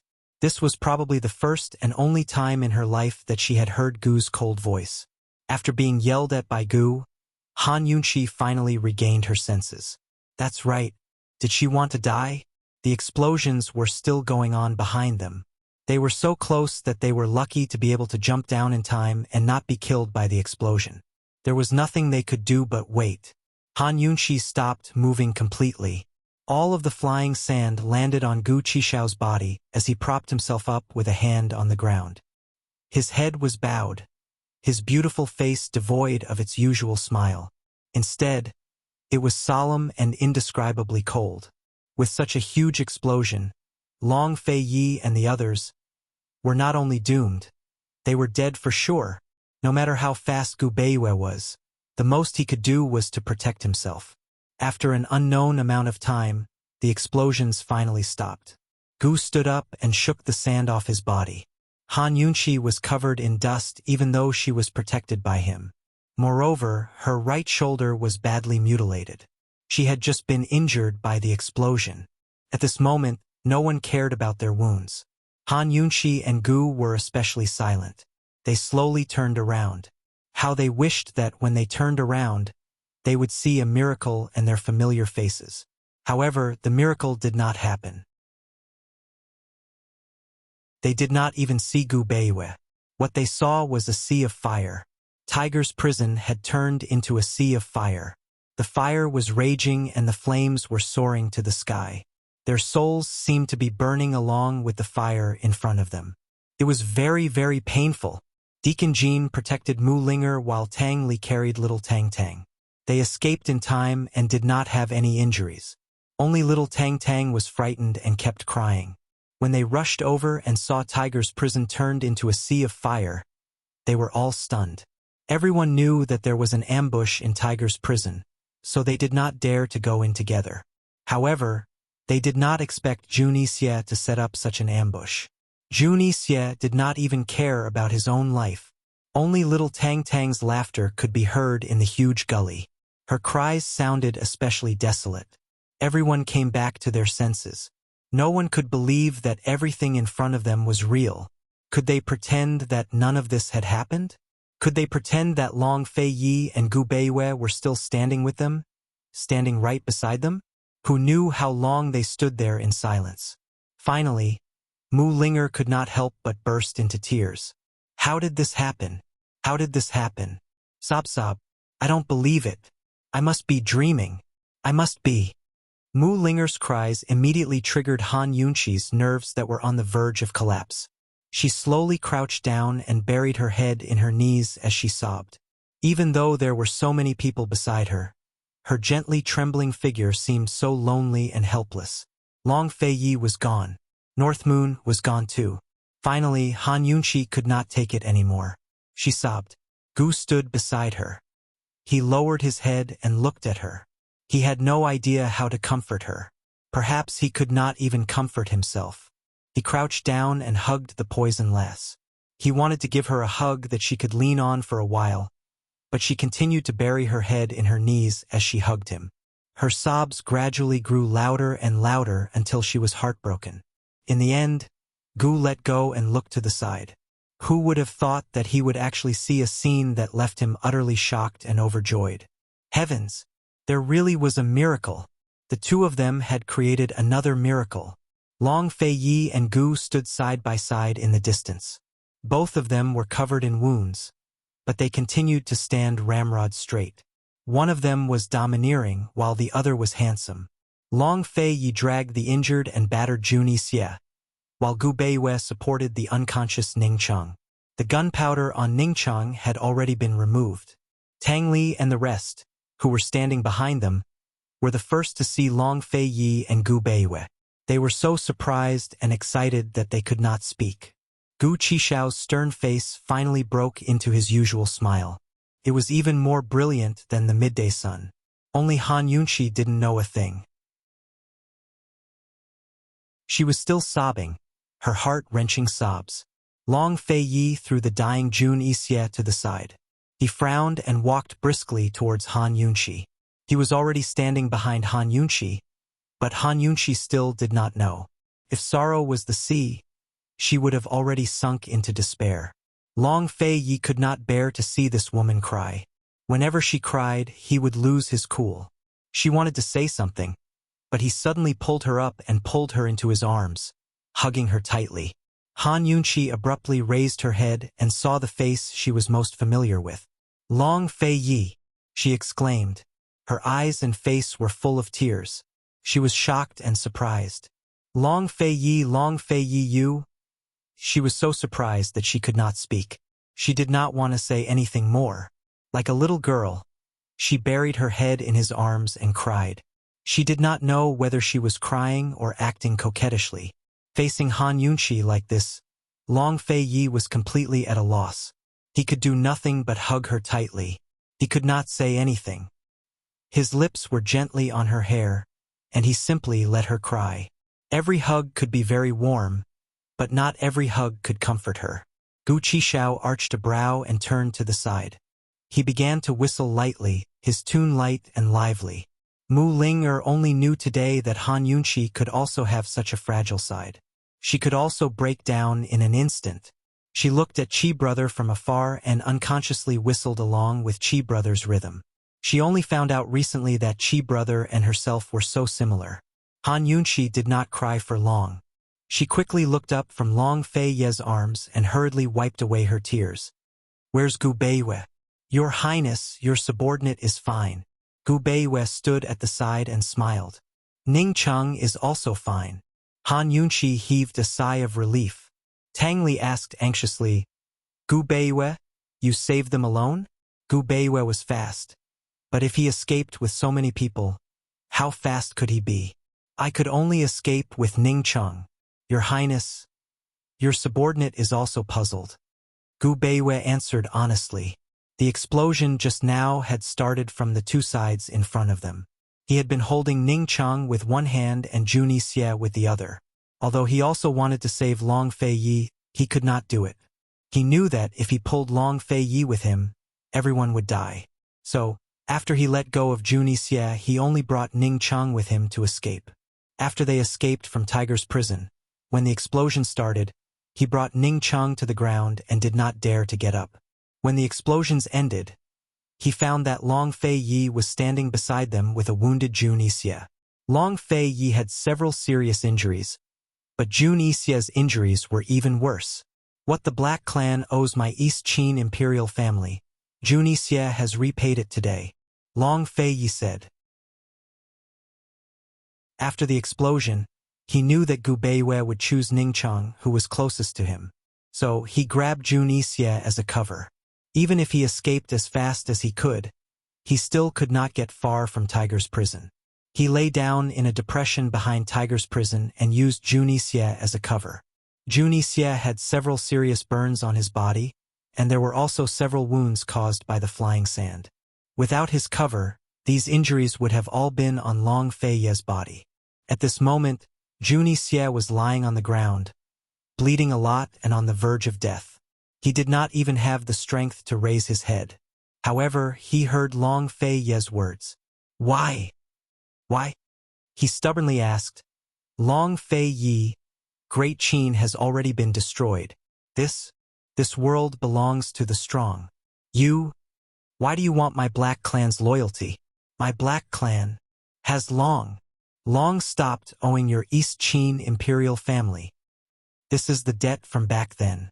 It was the Black Clan that betrayed my East Qin and instigated internal strife in Great Qin. Long Fei Yi said as he pulled out his profound frost sword and pressed it against Juni Xie's neck.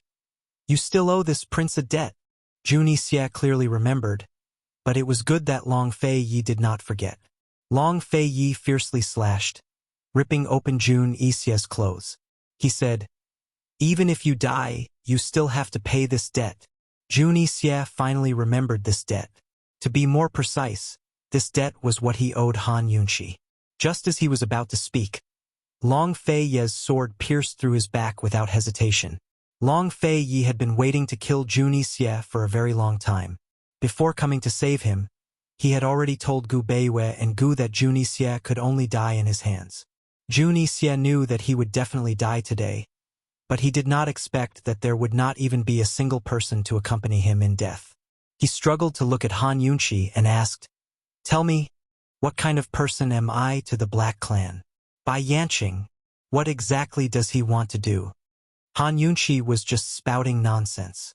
If only she knew what Bai Yanqing wanted to do. She coldly looked at Juni Xie, not saying a word. Han Yunshi, tell me.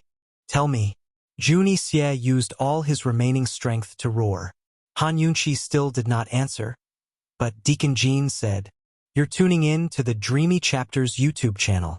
We're so grateful for your support, and don't forget to subscribe to join us on this incredible journey through captivating stories. Your generosity through donations truly makes a world of difference, as it's the primary source of revenue that allows me to expand and enhance this channel for you. Thank you from the bottom of my heart for being a part of this adventure.